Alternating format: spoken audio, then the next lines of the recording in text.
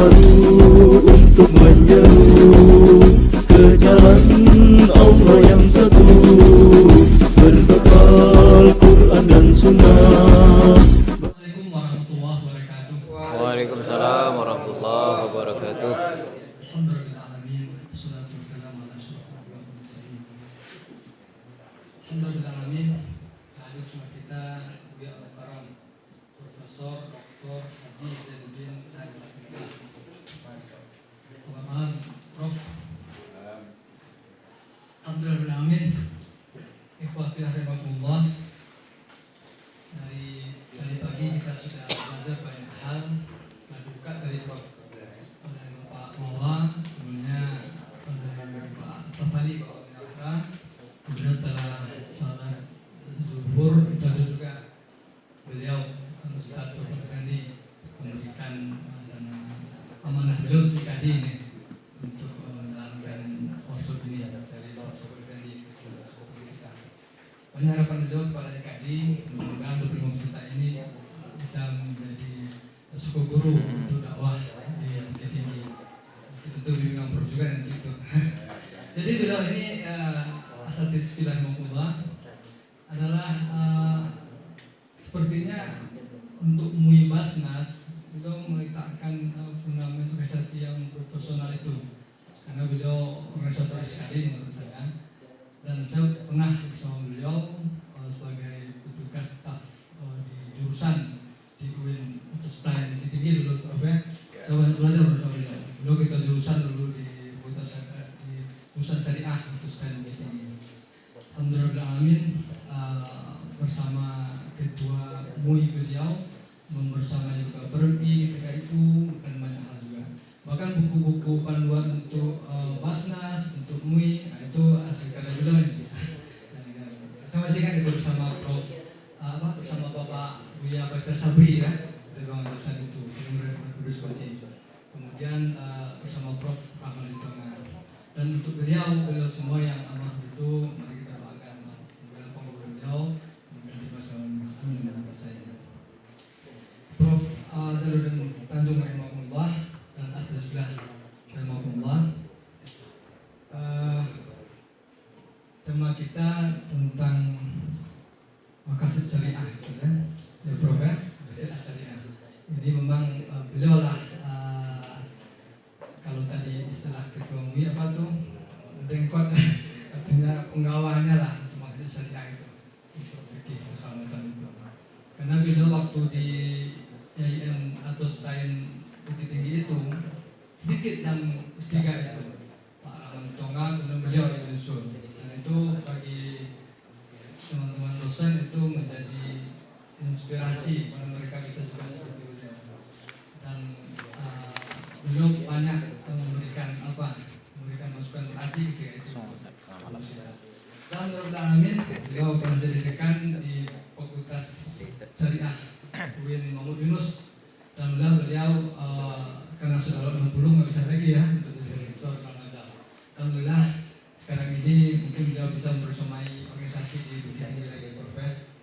Tadi bersama calon Profesor Adil Alvin ketika bicara tentang Surah Bilang, kemudian Bukit Kota Perjuangan.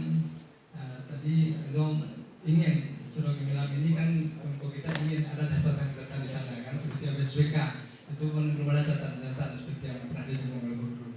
Dan mudah-mudahan nanti ada rencana ketua MUI akan menyatukan atau memberikan konsolidasi antara organisasi keagamaan ini, kemudian nanti akan membuat sama-sama program-program sebelumnya itu.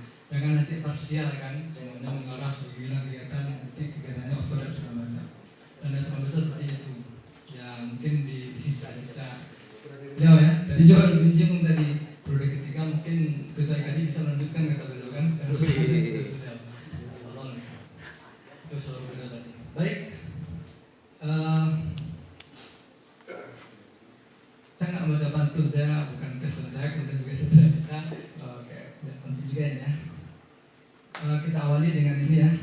Bismillahirrahmanirrahim. Wa takum minkum ummatun yad'una ila khair wa ya'muruna bil ma'ruf wa yanhauna 'anil munkar wa ulaika humul muflihun. Baik, banyak ini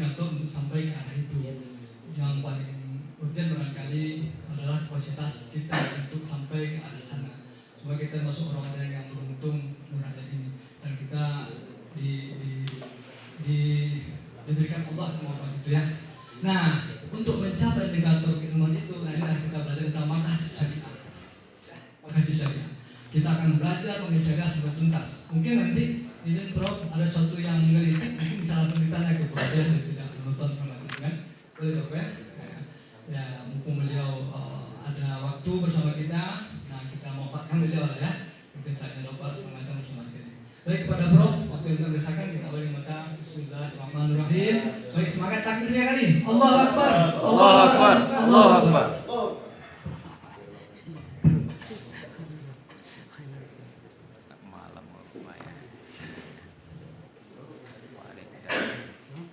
Bismillahirrahmanirrahim. Assalamualaikum warahmatullahi wabarakatuh.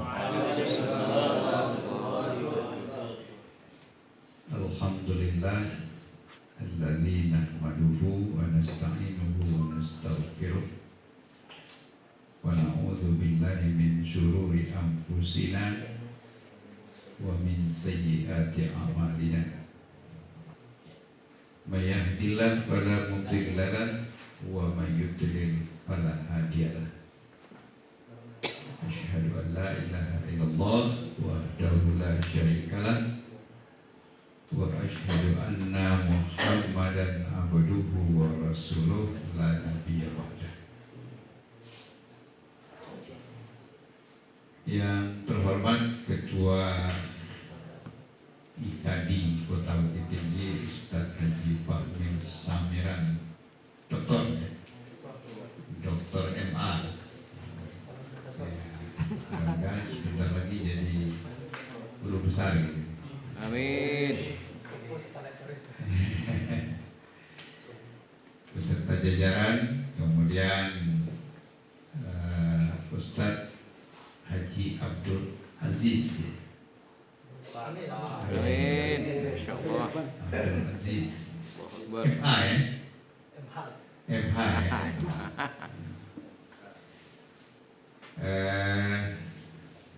Tadi ada Ustadz Yul, siapa lagi? Beliau Ustadz Diki, udah tadi ya. Mungkin tidak saya sebut namanya satu persatu karena wajahnya wajah baru, banyak yang saya baru kenal malam ini dan walaupun juga ada wajah lama ya. Para peserta workshop manajemen yang saya hormati, yang saya banggakan ya. Mari kita sama-sama memanjatkan puji syukur kehadiran Allah Subhanahu wa taala. Alhamdulillah pada malam hari ini kita bisa berkumpul bersama-sama untuk berdiskusi, bermajelis taklim atau saling mengupgrade pengetahuan keilmuan kita. Mudah-mudahan dengan pekerjaan-pekerjaan seperti ini ya hidup kita semakin berarti gitu, semakin bermakna. Kita bisa memberikan yang terbaik untuk kehidupan umat, kemudian kita bisa berinteraksi, bersilaturahim. Karena kata Ustaz Aziz itu kalau bersilaturahim itu bisa memperpanjang umur gitu, dan mempermudah rezeki. Ya, mudah-mudahan begitulah kita semakin dipanjangkan umur dan awet muda. Jadi orang yang suka bersama-sama lama tuanya, tapi kalau orang suka sendiri-sendiri cepat tuanya. Ya, walaupun saya sudah tua juga sebenarnya. Kalau tuanya itu kan tergantung kalau usia tergantung memang berapa umur kita, tapi kalau pembawaan tergantung bagaimana cara kita di dalam menghadapi hidup ini. Kalau banyak senyum, banyak ceria, insya Allah kita bisa awet muda lagi. Walaupun tidak bisa muda itu dipertahankan. Selanjutnya kita berselawat kepada Nabi Muhammad Sallallahu Alaihi Wasallam, Rasul kita, Nabi Muhammad, panutan kita, kemudian uswatun hasanah kita, qudwah kita, pokoknya banyak lah. Terima kasih Ustaz Abdul Aziz. Saya sudah rindu ini bertemu dengan kawan-kawan di forum-forum seperti ini di Bukit Tinggi karena sudah lama ada. Ya. Kalau dulu hampir setiap hari, setiap minggu kita bertemu dengan Ormas Islam, dengan WKPRI dulu, Abdul Aziz ketuanya, kemudian dengan IKADI juga, himpunan dakwah, himpunan dai, banyak sekali. Dan saya pernah, istri saya itu jadi heran ketika saya pindah ke Batu Sangkar gitu. Kok kerjanya di Batu Sangkar pulangnya lebih cepat? Jadi saya kalau sejak tugas di Batu Sangkar itu jam 6 untuk maghrib itu sudah sampai di rumah. Tapi waktu di Bukit Tinggi dulu, saya berangkat jam 7, itu bisa pulangnya jam 10 malam. Iya. Iya. Padahal jam kantor sampai jam 2 dulu. Kita kantor jam 2. Waktu Abdul Aziz menjadi sahabat saya di Fakultas Syariah, beliau di jurusan. Saya ke kantor jam 7, kemudian ya tugas kantor, kemudian mengajar. Jam 2 habis pulang. Tapi pulang bukan habis pulang ya, tapi berakhir jam kantor. Tapi habis jam kantor itu saya keluar dari kampus. Ada yang pergi mengajar di Fakultas Hukum, di STIE, ganti-gantilan. Ada yang di STI, Al-Sunnah, kemudian di Akper juga, banyak waktu itu ngajar. Tapi samping ngajar, saya pergi ke, seperti tadi disebut, ke Basnas, ke BAS, karena saya pengurus BAS. Saya pergi ke Dewan Dakwah, karena saya pengurus Dewan Dakwah. Kemudian saya pergi ke BMT, karena saya juga dengan teman-teman mendirikan BMT sejak tahun 2006, BMT Al-Hijrah. Saya pergi ke MUI gitu. MUI 2 periode jadi ketua MUI gitu. Ada kantor ya? Ada. Jadi kantor MUI kalau sudah ada yang mampir di sana, itu Ustaz Abdul Aziz dulu bergeraknya itu. Saya hanya menunjuk-nunjukkan jalan saja. Jadi para aktivis lah yang bergerak itu, masyarakat dan umat semuanya. Jadi itu. Makanya pas saya ke Batu Sangkar, saya keluar dari kantor jam 4:30, pulang sampai di rumah maghrib. Kan lebih cepat. Kece orang rumah, calon kerja di Sangkaya, capek pulang. Zuhur saya tidak makan siang di rumah, di mana jadinya lah gitu. Sering makan di luar. Jadi gitulah kisah saya. Istilahnya itu sejak menjadi aktivis. Dulu saya pernah berpikir setelah tamat S3 itu, saya tamat S3 tahun 98. Waktu itu Ustaz Fahmil udah masuk UI, udah masuk belum ya? Si Ustaz Dayul baru masuk kuliah S1. Jadi apa yang terpikir oleh saya waktu sudah tamat, ini mungkin setan membisikkan, mewas-waskan. Kamu itu sudah doktor, harusnya kamu itu tidak lagi di akar rumput, tidak lagi di arus bawah. Kamu itu harusnya berada di kelompok elit, orang-orang orang yang bisa diajak berdiskusi ilmiah, kemudian memikirkan yang berat-berat. Nah, ini Ustaz Edi Rusman. Silakan.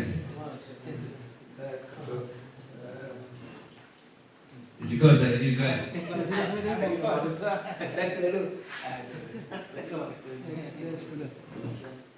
Jadi itulah akhirnya saya di apa ya, ada seorang orang tua begitu, saya anggap sudah orang tua saya. Dia berkata kepada saya, Pak Zainuddin harus bahasanya jangan menjadi menara gading juga. Apa itu menara gading? Menara gading itu untuk dilihat-lihat orang dari jauh gitu. Kelihatannya indah, bagus, tapi tidak memberi manfaat kepada orang-orang di sekitar menara itu. Oh, sejak itulah saya menjadi terpicu gitu. Saya tidak boleh duduk di kursi empuk. Saya tidak boleh hanya membatasi diri di kelompok-kelompok elit saja. Walaupun saya waktu itu masih langka doktor ya. Saya nomor 2 di IAIN, di STAIN gitu. Pertama Ustaz Pak Profesor Abdul Rahman, saya yang kedua almarhum itu. Jadi akhirnya saya terjun. Apapun kegiatan kemasyarakatan saya ikuti. Ya, itulah makanya saya merasa bahagia sekali dan senang sekali bersama kawan-kawan, bersama ustaz-ustaz. Kemudian setelah saya ke Batu Sangkar sejak tahun 2013, saya 21 tahun di UIN Bukit Tinggi dan sudah mau 13 tahun ini di Batu Sangkar, 12 tahun habis. Jadi kata Ustaz Fahmil, Pak saya merantau dulu, kerantau menang dulu, Papua merantau menang dulu, bujang dulu di rumah dulu. Saya merantau, rupanya saya di perantauan dianugerahi ilmu-ilmu yang banyak dari guru-guru yang berbeda-beda. Ya, sampailah saya kepada cita-cita yang pernah terbayang oleh saya beberapa tahun yang lalu. Saya harus menjadi guru besar ya. Walaupun juga sudah di usia senja ya. Di usia yang ke-60 alhamdulillah. Jadi itulah sedikit kisah ya. Hari ini saya diminta oleh Ustaz Pak Mil untuk berbicara maqasid syariah. Dan tambah lagi satu lagi qawaid fiqhiyah ya. Wah, ini tema menurut saya dahsyat sekali ya. Dalam waktu 2 jam dalam jadwal itu sudah bicara 2 tema. Ya kita bicara kulit-kulitnya saja lah. Ya kulit-kulitnya saja. Ya, apalagi ini sebenarnya yang di hadapan saya kan sudah dosen, sudah aktivis-aktivis juga ya, sudah pejuang-pejuang umat juga ini. Jadi kalau kita bicara maqasid sebenarnya bukan hal baru ya. Bukan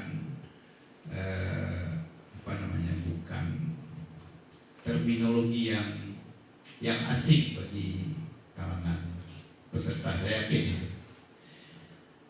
Cuma mungkin apa sesungguhnya konsep ini, bagaimana dia tercipta, terus untuk apa dia diciptakan gitu, dan siapa sebenarnya yang penggagas-penggagas ini, sejak kapan munculnya. Ini mungkin kita cobalah melihatnya. Jangan terlalu serius, Ustaz. Kalau serius Wiko stres soalnya. Oh, santai-santai. Jadi kalau ada yang perlu didiskusikan langsung kita berdialog, berdiskusi. Ini aja ya supaya nggak panjang-panjang. Ini karena ada dipandu dengan nah, inilah dalam ini al ilmu fis sutur la fis sudur. Ilmu itu di dalam tudung saji kata para. Nah, kita ambil aja yang paling sederhana ya. Maqasid qasoda ya, qasadal maqasidun jamak ya, salamnya deh jamak taksir ya.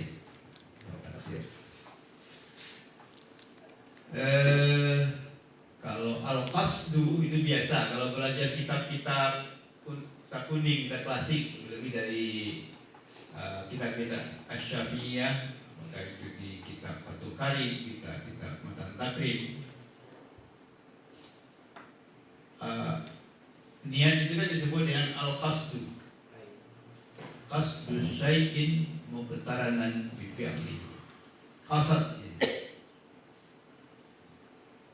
Qasad itu diartikan dengan kesengajaan. Ya.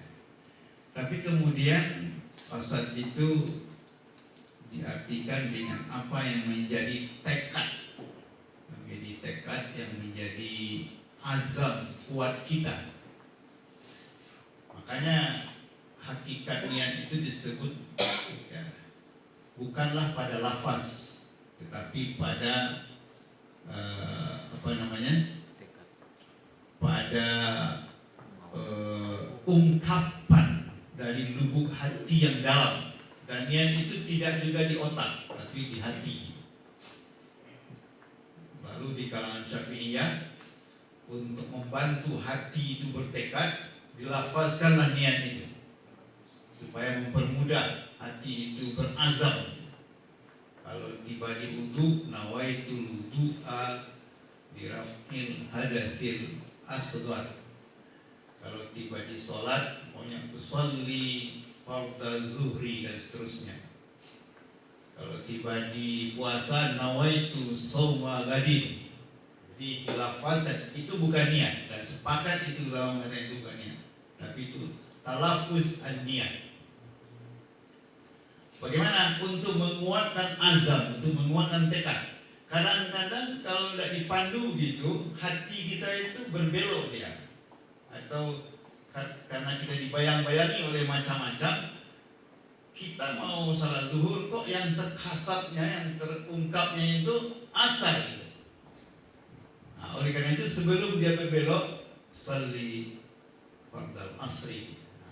Jadi itu walaupun itu masalahnya nanti tidak sepakat ulama, tapi bagi kalangan Syafi'iyah itu digunakan untuk memperkuat.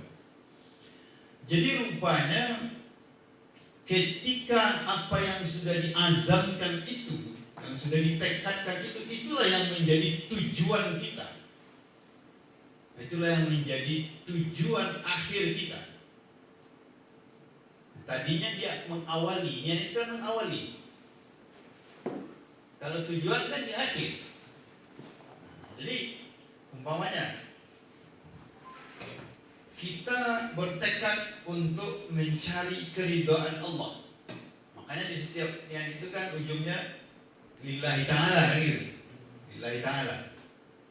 Harus terazam di tekad kita, apa yang kita lakukan itu lillahi ta'ala.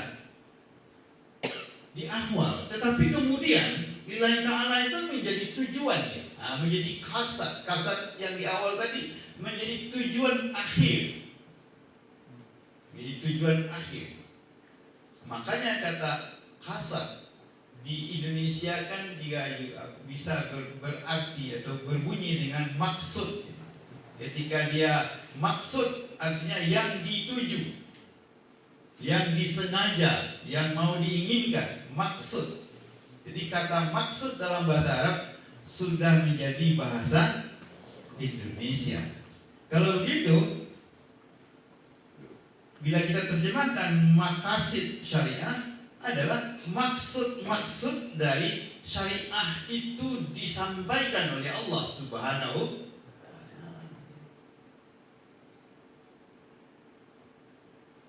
Maksudnya apa ya? Tujuan-tujuan yang hendak dicapai daripada penetapan syariat itu sendiri. Wah, ini berat ini, Pak Zaid. Kok awak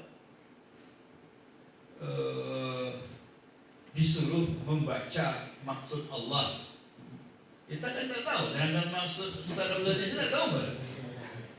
Maksud Ustaz Ramil, antara kasihnya undang Bung Mari, tidak tahu kan? Tapi dikajiannya untuk bagian materi, itu kan yang dilafazkan. Maksud Ustaz Edi Rosman datang kemari, pun tidak tahu je.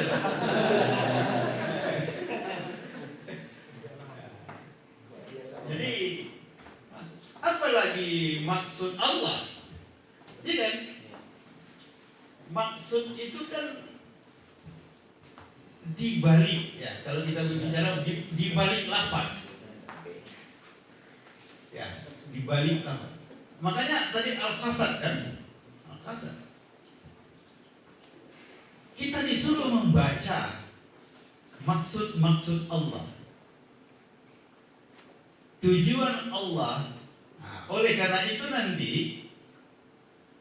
maqasid syariah ini kan dia merupakan makna-makna dan hikmah-hikmah yang diperhatikan oleh syariat.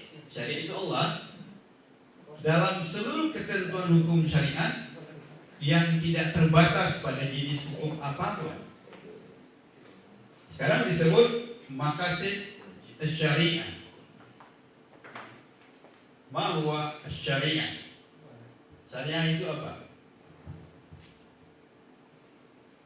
Orang syariah sering, ini orang syariah ini, apalagi orang enggak syariah, enggak orang syariah. Sering susah membedakan mana fikih, mana syariah. Banyak itu orang syariah yang saya bedanya, mana fikih, mana syariah. Kadang misalnya apa itu fikih? Fikih itu ketentuan Allah. Syariat ya ketentuan Allah juga. Bisa nggak dibuat contoh fikih? Contoh fikih salat. Contoh syariah? Contoh syariah apa? Salat. Contoh fikih cara mengerjakan salat. Nah, ini kan. Apakah itu sudah menunjukkan kepahaman atau belum? Sebab lapisan hukum Islam itu banyak. Lapisan utamanya syariah. Itu yang tertinggi. Kemudian lapisan keduanya adalah fikih. Lapisan ketiganya nanti bisa itu fatwa, bisa itu qadha, keputusan pengadilan, bisa itu kanun, keputusan negara, bisa itu dustur. Kanun adalah undang-undang, perundang-undangan yang spesifik, sedangkan dustur adalah undang-undang dasar. Berapa lapis itu? Kita biasanya belajar hukum Islam itu kan berhenti di fikih. Syariah fikih lah selesai. Ke bawahnya fatwa, kanun dan seterusnya itu ini gak ada di sini, selain ada. Jadi lapisan. Sekarang syariah, mana yang syariah? Syariah itu hukum yang dibuat langsung oleh Allah dan Rasul. Hukum yang dibuat langsung oleh Allah dan Rasul. Hukum-hukum. Kalau mau kita tarik, walaupun dalam perkembangannya dia bisa berarti syariah dalam arti sempit dan syariah dalam arti luas nanti. Tapi kita bicara dalam konteks hukum dulu. Syariah itu hukum yang dibuat langsung oleh Allah. Jadi kalau ditanya mana contoh syariah, pasti contohnya ayat. Atau pasti contohnya teks hadis. Apa contoh syariah? Puasa, itu salah. Karena Allah tidak membuat puasa.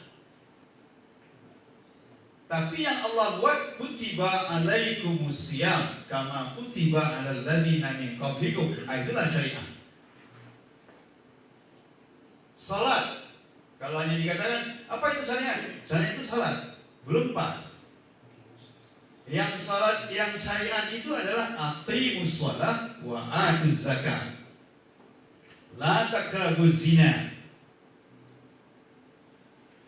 La ta'kulur riba, itu yang syariah. Buniyal Islam ala khamsin.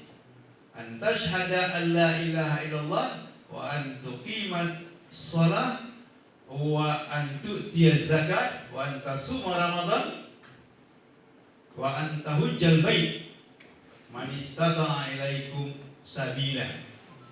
Itu yang syariah, yang dibuat langsung. Lalu kalau kita katakan, coba buat contoh syariah. Contoh syariah itu adalah diwajibkan kepadamu puasa sebagaimana diwajibkan kepada orang-orang sebelummu. Itu terjemahan syariah itu. Karena kalau sampainya di Inggris bukan itu terjemahannya. Kalau tiba di Jepang bukan itu terjemahannya. Kalau yang syariah itu sama di mana-mana. Mau di Jepang, mau di Inggris, mau di Amerika, mau di Arab, sama. Makanya kalau kita pegang Quran di Medina dengan Quran, mushaf Quran yang ada di Washington DC itu sama. Nah, syariat yang ada di dalam, tidak semua isi Quran itu syariah. Karena kalau kita bicara alif lam mim dzalikal kitabu, di mana letak syariah di situ? Iqra bismi rabbikal ladzi khalaq, di mana letak syariahnya di situ? Mana hukum? Jadi artinya adalah syariat itu teks langsung. Apakah Allah yang bikin itu? Sedangkan fikih adalah hasil kajian ulama terhadap teks-teks syariat. Jadi kalau umpamanya kita buat teks syariahnya itu adalah aqimus shalah, lalu ulama olahlah apa hukum yang bisa dikeluarkan dari aqimus shalah.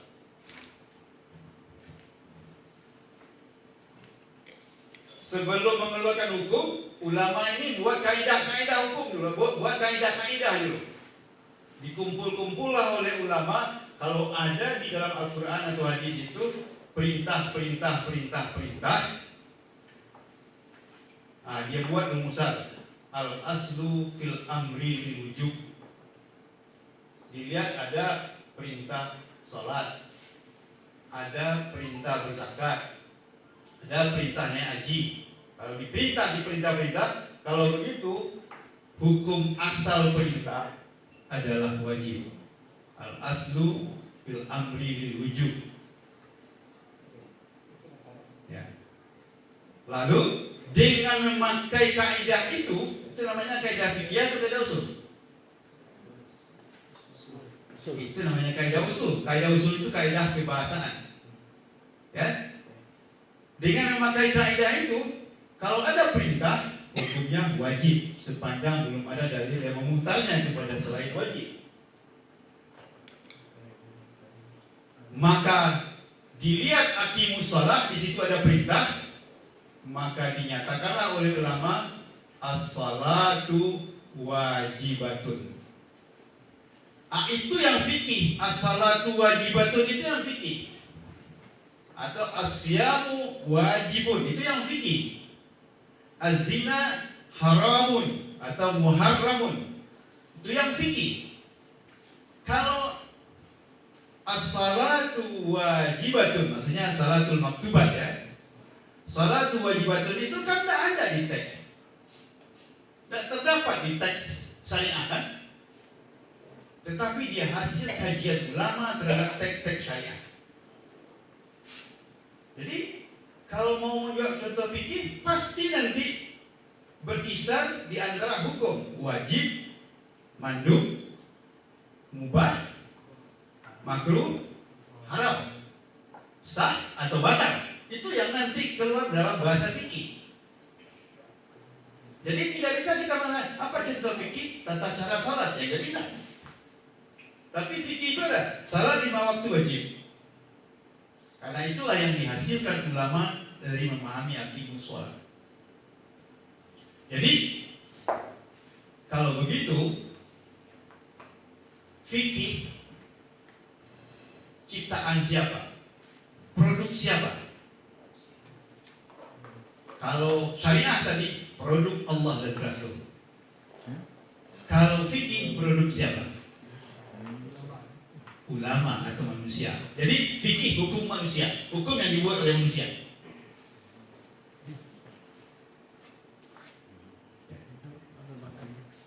Hukum yang dibuat oleh manusia. Wah, ini hukum Islam, hukum yang dibuat oleh manusia. Iya. 75% lebih hukum Islam itu hukum yang dibuat oleh manusia. Jadi jangan kita terlalu mengkat'ikan, jangan mengkat'ikan fikih karena dia hasil ijtihad manusia. Ada yang dikat'ikan, tetapi banyak pada umumnya hasil ijtihad itu zanni.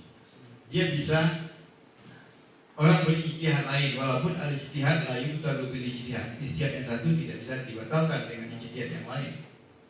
Tapi dia memungkinkan ada perbedaan pendapat. Kalau syariah tadi adalah satu di mana saja, kalau fikih itu bermacam-macam ragamnya. Kalau sudah berbicara 4 mazhab, 4 dia kan. Kalau bicara 6 mazhab, 6. Kalau sudah bicara 8 mazhab, 8 dia keluar. Makanya wajar ini ditiru oleh pendapat ahli hukum sekarang. Kalau ada pakar hukum itu 10, minimal pendapatnya 11. Kalau 10 pakar hukum berkumpul, minimal pendapatnya 11. Tidak ada yang 10, tidak ada yang 9. Lebih banyak. Kenapa? Karena dia berpikir untuk melahirkan pendapat-pendapat. Jadi ketika syariah itu sudah diintervensi oleh manusia melalui ijtihad, maka dia menjadi hukum yang dibuat oleh manusia dan dia tidak permanen. Walaupun saya katakan tadi sebagian kecilnya permanen, hal-hal yang disebut dengan hasil ijtihad yang qat'i seperti as-salatu wajibatun tadi sudah disepakati. Hal-hal yang sudah mujma' alaih yang sudah disepakati itu memang ya. Jadi sekarang ketika kita bicara tentang maqasid syariah, kita harus mempelajari tujuan dari teks-teks syariah yang diturunkan Tuhan itu apa.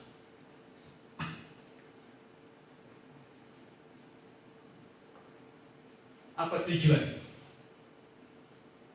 Jadi kalau di dalam kajian ilmu logikanya, untuk mencari maqasid ini dilakukan secara induktif ini, secara istiqra'i. Di dalam bahasa Arab istiqra'i, arti secara induktif itu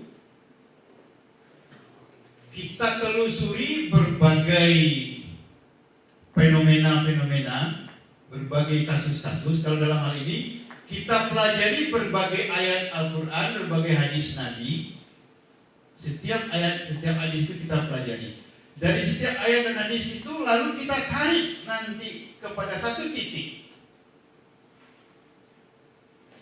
Cara berpikir yang seperti itu namanya cara berpikir induktif. Kalau nanti dalam ilmu penelitian membahas, mengolah data secara deduktif atau secara induktif. Secara induktif itu kita bertolak dari berbagai. Umpamanya, ini ayat memerintahkan sholat, ini ayat memerintahkan puasa, ini ayat melarang menjadi kafir, ini ayat memerintahkan melaksanakan haji. Oh, kalau begitu ada di sini aturan begini dan seterusnya.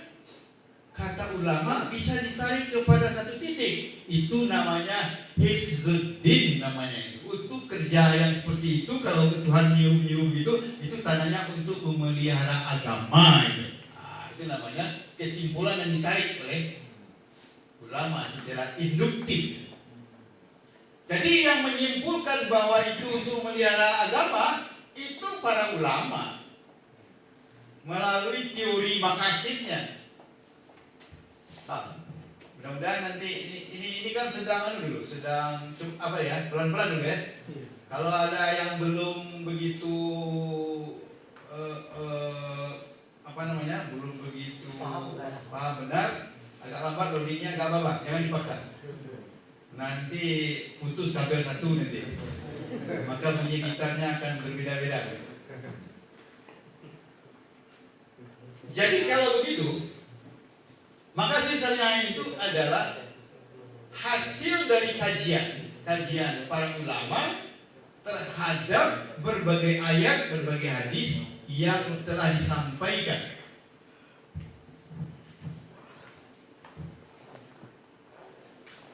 Lalu dipelajari pula ayat tentang hurrimat alaikumul maitatu waddamu walamul khizr dan seterusnya. Famaniturra ghaira bagin fala isma alaih. Ya. Sudah itu dipelajari pula ayat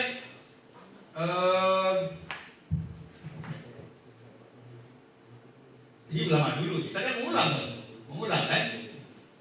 Dipelajari pula ayat umpamanya yang berbicara tentang mungkin saya tidak hafal teksnya secara persis,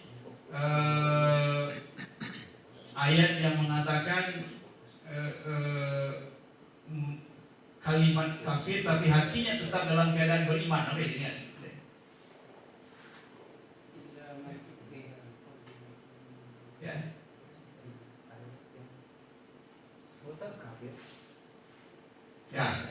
Ya, kalau lupa teksnya kita ganti kepada yang lain. Tadi sudah ada satu pamanitura gairah bagi. Kemudian ada lagi apa ini?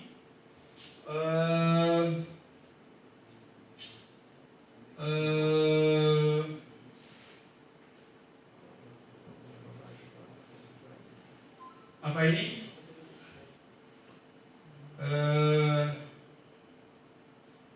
Ayat-ayat tentang rusak umpamanya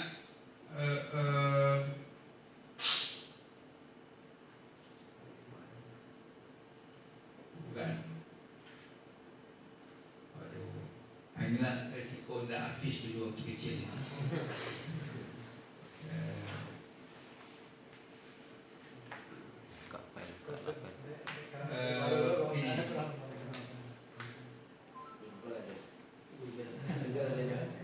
Minimal dua kita ambil itu untuk model menunjukkan induktifnya tadi. Ya. Coba ayat tentang salat umpamanya idza darabtum fil ardi fala junaha alaikum an taksuru bis shalah. Nah, kan. Tapi yang paling pas benar itu tadi pamanitura gairah bagi. Apa artinya? Kalau Anda di situ pemberian keringanan-keringanan, ruksah diberikan oleh Allah, oleh Rasul, itu pada tingkat yang tertinggi gunanya untuk memelihara jiwa supaya selamat. Nah, itu gunanya untuk memelihara jiwa. Kalau ada yang begitu-begitu, tujuan syariatnya untuk memelihara jiwa. Kalau ada pula bertemu ayat as-sariqu was-sariqatu faqata'u aydiyahuma, itu apa enggak itu? Karena itu penelitian saya tentang pidana pencurian. Jadi kemudian la taqulu amwalakum bainakum bil batil. Ada dikumpul pula ayat-ayat yang seperti itu. Oh, kalau begitu syariatnya itu tujuannya untuk memelihara harta. Kan gitu. Lalu ketemu pula ayat umpamanya yas'alunaka 'anil khamari wal maisir dan seterusnya. Nanti ketemu pula ayat tentang innamal khamru wal maisiru wal azlamu rijsun min amri syaitan. Dikumpul pula yang sebangsa-sebangsa itu. Oh, ditarik oleh ulama. Kalau begitu tujuan syariahnya memelihara akal.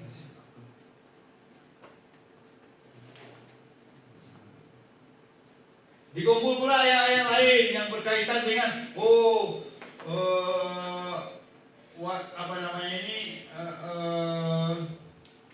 fankihu ma tawalakum minan nisa masna wa thulatha wa ruba'. Awalnya tidak dibaca ya. Kemudian ada pula hadis Nabi, ya ma'syarasy syabab man istata'a minkumul ba'ah falyatazawwaj. Kan gitu, dikumpul itu. Oh, kalau begitu itu untuk melihara keturunan. Padahal itu ayat tak mengatakan begitu. Tapi ditarik oleh ulama mengambil intinya, makna-maknanya itu demikian. Sampai yang terakhir memelihara keturunan dan memelihara apa lagi? Ya, kehormatan, ya, nasab, ya, memelihara nasab. Termasuk perkawinan tadi memelihara nasab. Akhirnya ulama menyimpulkan dari segala macam. Ini ulama-ulama yang pertama seperti ulamanya ini di atasnya Asyatibi, karena teori Makasih yang terkenal itu sebagai rumusan Makasihnya baru di Asyatibi. Tapi sebelumnya inti daripada Makasih itu sudah dibaca, seperti oleh Al-Ghazali, seperti oleh Ibn Is bin Abi Salam, itu sudah dibaca tujuan-tujuan itu. Lalu akhirnya mereka simpulkanlah setelah dipelajari, rupanya di dalam syariat Islam ini secara keseluruhan itu kalau diringkas disimpulkan ada 5 prinsip yang hendak dituju, yang hendak dipelihara dari tujuan-tujuan syariat itu. 1, memelihara agama, 2, memelihara akal, 2 memelihara jiwa, 3 memelihara akal, 4 memelihara harta, 5 memelihara kehormatan atau nasab. Nah, itulah yang disebut dengan apa namanya itu? Daruriyah khamsah.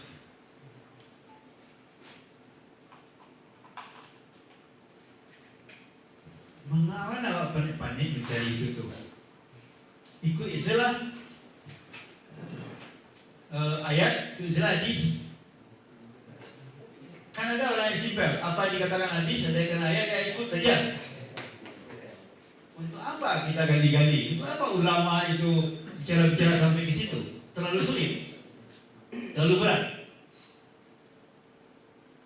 Ternyata ulama butuh itu, ya, mengkaji itu supaya orang umat Islam dalam menjalankan syariat itu sendiri, dia menikmati dan dia tahu mengapa dia disuruh, untuk apa itu apa yang hendak dituju.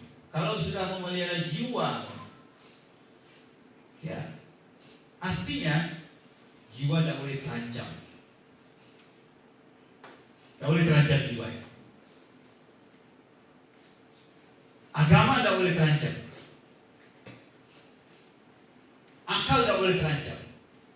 Nah, ini makanya disebut sebagai satu tujuan prinsip daruriyah.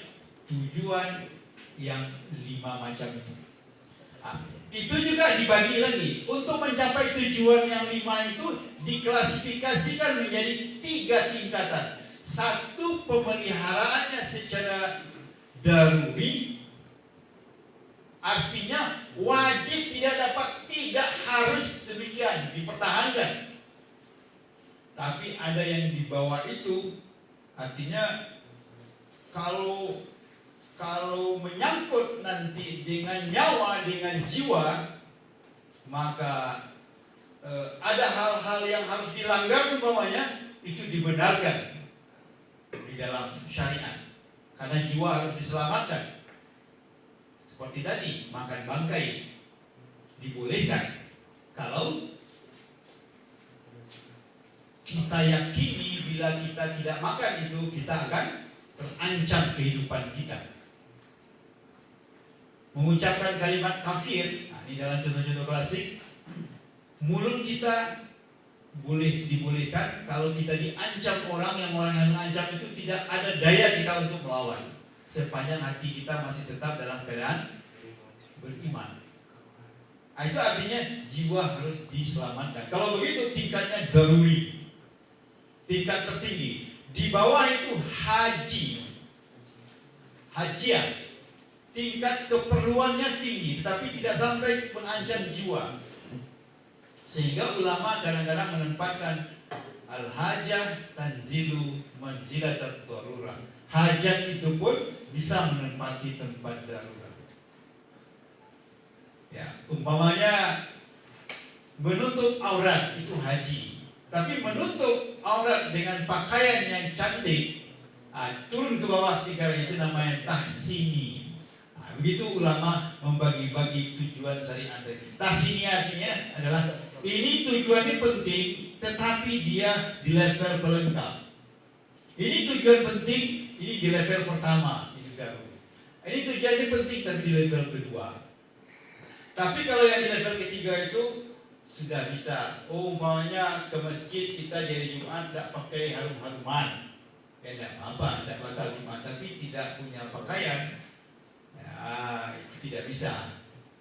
Nah, kan ya di haji. Atau kalau umpamanya tidak pakai baju baru, ya nggak apa-apa, karena itu tahsini. Kira-kira begitulah bapak-bapak, ustaz-ustaz, memahami awal dulu tentang maqasid syariah. Kalau sudah dapat maqasid syariah, ya, kalau sudah dapat maqasid syariah,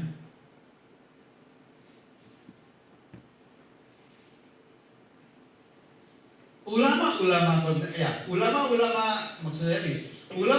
klasik menemukan dan menjelaskan banyak hal tentang maqasid syariah. Ada sebuah buku yang ditulis oleh Al-Jurjani, namanya Hikmatut Tasyri', hikmah pensyariatan hukum. Wah, itu digali bagaimana hikmah ini, bagaimana hikmah itu. Karena salah satu tadi dari makna maqasid tadi adalah mempelajari hikmah-hikmah yang terkandung di dalam. Tetapi sekarang oleh tokoh-tokoh modern, oleh tokoh-tokoh kontemporer, maqasid ini dikembangkan lagi, tidak hanya sekadar membaca teks-teks ayat, teks-teks hadis, tetapi untuk membaca fenomena-fenomena baru yang berkembang hari ini akibat perkembangan ilmu pengetahuan teknologi. Lalu fenomena-fenomena baru itu tercover enggak di sana tujuan-tujuan syariat tadi? Kalau tujuan-tujuan syariat tadi tercover, maka fenomena baru ini diizinkan seperti mengizinkan fenomena-fenomena lama dulu. Boleh dilakukan, boleh umpamanya gini. Ketika ulama menemukan umpamanya bunga bang, ya, dari segi maqasid syariahnya gimana? Maqasid syariah memelihara harta, kan gitu. Sekarang bunga bank memelihara harta. Kalau kita konsumsi bunga bank melalui bank konvensional, terpelihara ada harta. Coba pelajari fenomena-fenomena. Bagaimana orang kalau menggunakan sistem bank konvensional, bagaimana ekonomi dengan sistem bank konvensional, bagaimana orang-orang orang-orang kecil, orang-orang yang ekonomi lemah dengan bank. Setelah dipelajari, ternyata sistem berbunga. Tahu nggak sekarang Indonesia gara-gara pakai sistem bunga bank ini sudah berapa triliun utang Indonesia ke luar negeri? Ada yang tahu nggak? 9.000 triliun utang Indonesia. 9.000 triliun dolar, ya, dolar. 9.000 T dolar. Dan rupiah. Utang. Bunganya saja tidak cukup APBN. Artinya bunga yang harus dibayar, dialokasikan. Kalau dulu pernah dihitung, tahun-tahun ketika krisis ekonomi, dijual minyak Indonesia yang dikeluarkan dari perut bumi Indonesia dijual semua. Tidak dipakai-pakai uangnya itu, lalu diambil untuk pembayar bunga utang luar negeri. Tidak cukup. Minyak kan banyak perlu minyak Indonesia, walaupun sekarang juga harus beli luar negeri kan. Tidak cukup. Nah, sekarang dengan sistem bunga itu, yang penting kan bagi si pemodal uangnya tetap ada dan dia menerima labanya, dia menerima keuntungannya, dia nggak peduli apakah uang itu berkembang atau tidak. Pokoknya dia harus terima dividennya, bunganya. Akibatnya ekonomi itu kolap. Sekarang kita berutang 100.000, dicicil. Pas tinggal 50.000 utang lagi 150.000. Yang 50.000 untuk bayar sisa utang, yang 100 utang baru. Perpanjang lagi utang 300.000. Perpanjang lagi utang. Ternyata sistem bunga ini tidak memelihara harta, hanya memelihara harta orang-orang kaya saja, atau orang miskin enggak. Kalau begitu ini bunga tidak sesuai dengan maqasid syariah. Antara lain cara berpikirnya begitu. Oleh karena itu dikatakanlah bunga bank adalah haram dengan fatwa MUI nomor 1 tahun 2002. Jadi ketika sekarang maqasid syariah itu digunakan, dia digunakan untuk melihat fenomena-fenomena. Andai kata ada nanti maqasid syariahnya ini ada satu maqasid yang bagus di sini di fenomena baru hari ini. Dilihat ke maqasid-maqasid yang lama nggak bertemu, maka ulama hari ini boleh menafsir ulang ayat-ayat yang dulu ditafsirkan ulama untuk menemukan maqasid yang baru. Contoh, sekarang umpamanya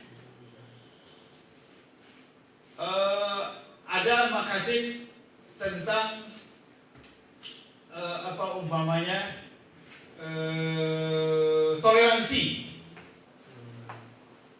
toleransi beragama.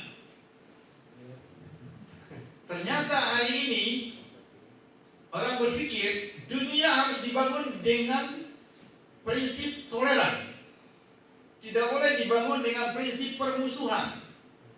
Jadi dunia ini ada namanya ukhuwah basyariah, kita berteman dengan semua orang. Kalau begitu,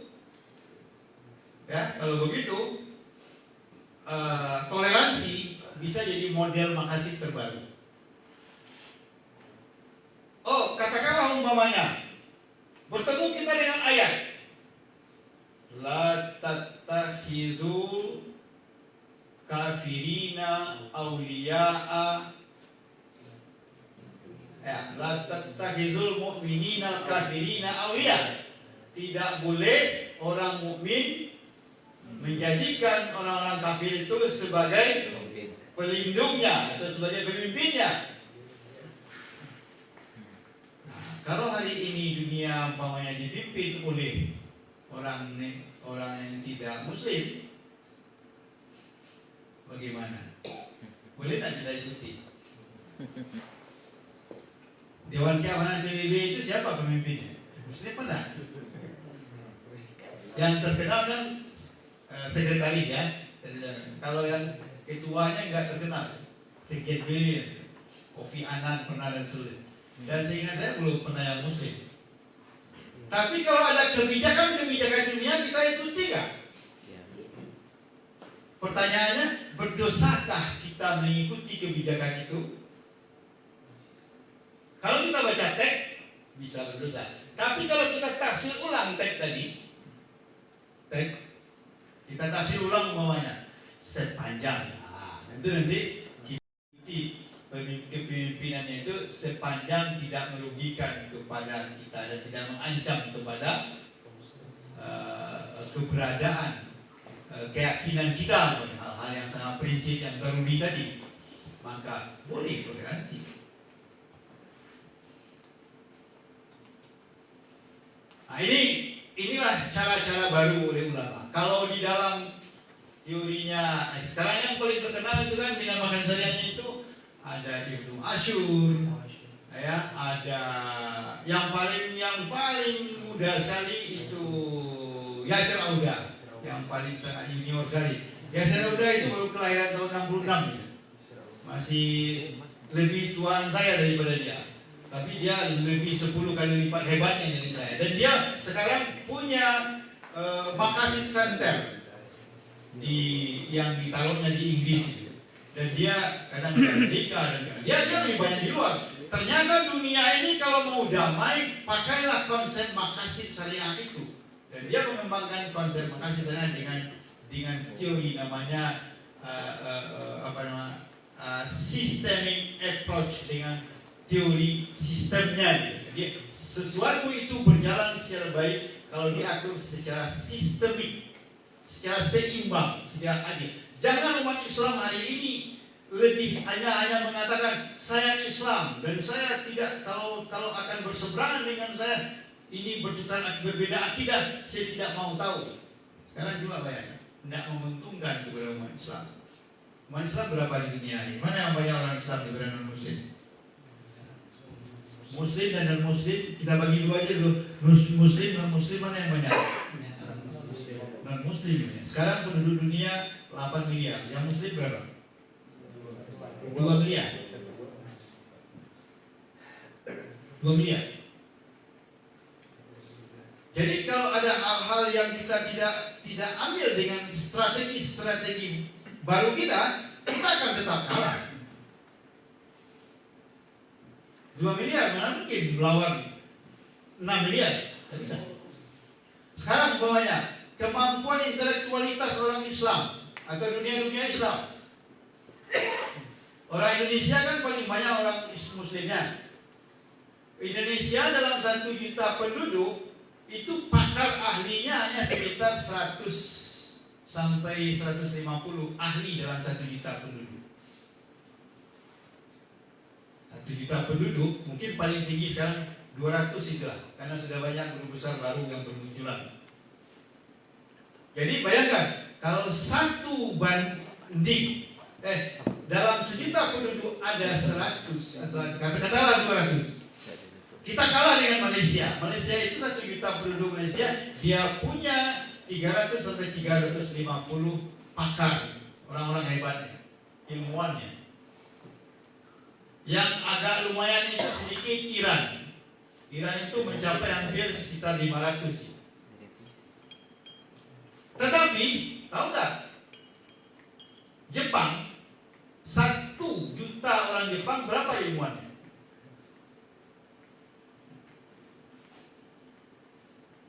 1 juta orang Jepang itu ilmuwannya sampai 5.000.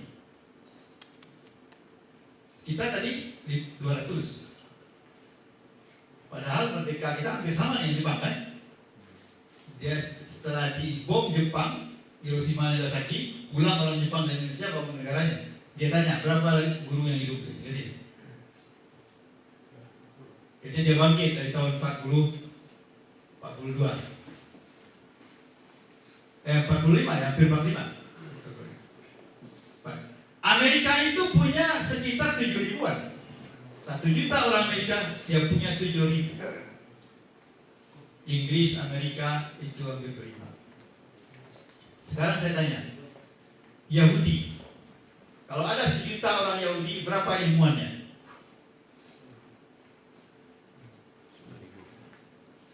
Ya. Kalau ada 1 juta orang Yahudi, itu dia punya ilmuwan 18 sampai 20.000.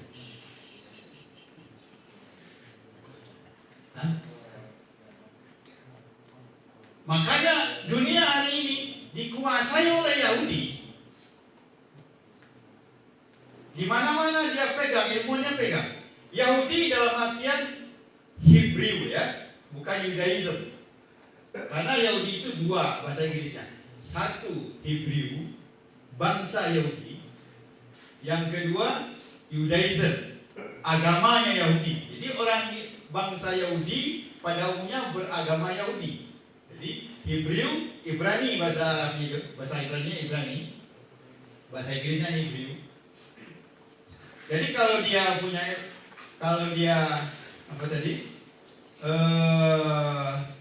Dia Yahudi, bangsa Yahudi itu sudah ada yang Katolik, sudah ada yang Protestan, dan sudah ada yang Muslim. Sudah ada yang Muslim, dan malah menjadi pakar Muslim, pembaharu Muslim, pemikir Islam terkenal di tempat Ustadz Bamil kuliah. Tokoh Muslim terkenal, ya, bapak ibunya Yahudi dari Prancis,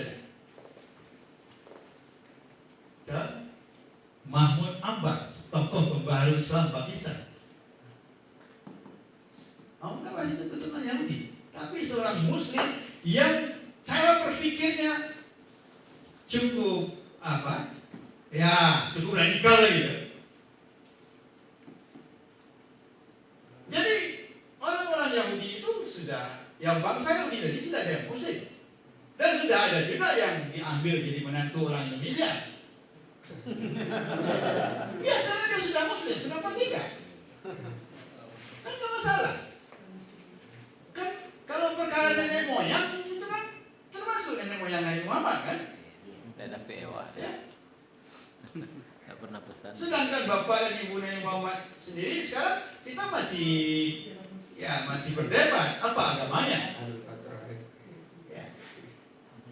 Neneknya seperti Kusai yang pemegang kunci Ka'bah itu kan orang-orang penyembah berhala. Ya. Jadi Yahudi itu menguasai dunia ini dan dia punya kehebatan tersendiri.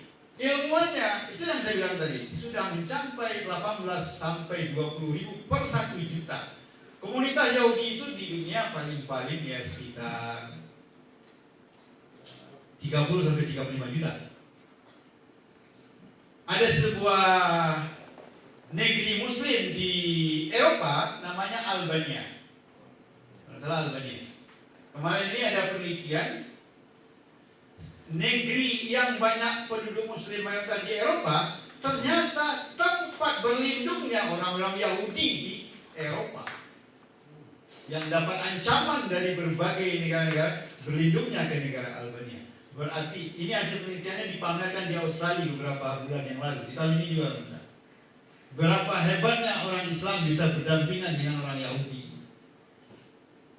Pertanyaan saya, kalau kita tidak terjemah ulang maqasid syariah, kita tidak terjemah ulang syariat dengan merumuskan maqasid-maqasid baru, kita sepanjang masa akan berhadapan dan bermusuhan dengan orang-orang yang pernah bermusuhan dengan kita. Sekarang umpamanya, menguntungkan tak kalau kita umpamanya untuk menghancurkan Yahudi itu kita komandokan. Boikot produk Yahudi kata kita. Jangan pakai produk Yahudi kata kita. Menguntungkan tak? Coba berhenti memakai Google 1 hari. 1 harinya cukup. Indonesia berhenti pakai Google 1 hari. Karena itu produk Yahudi. Jangan Unilever. Unilever kemarin akibat dari fatwa Majelis Ulama juga. Ini kan ini forum ini ya kita ajak diskusi ya.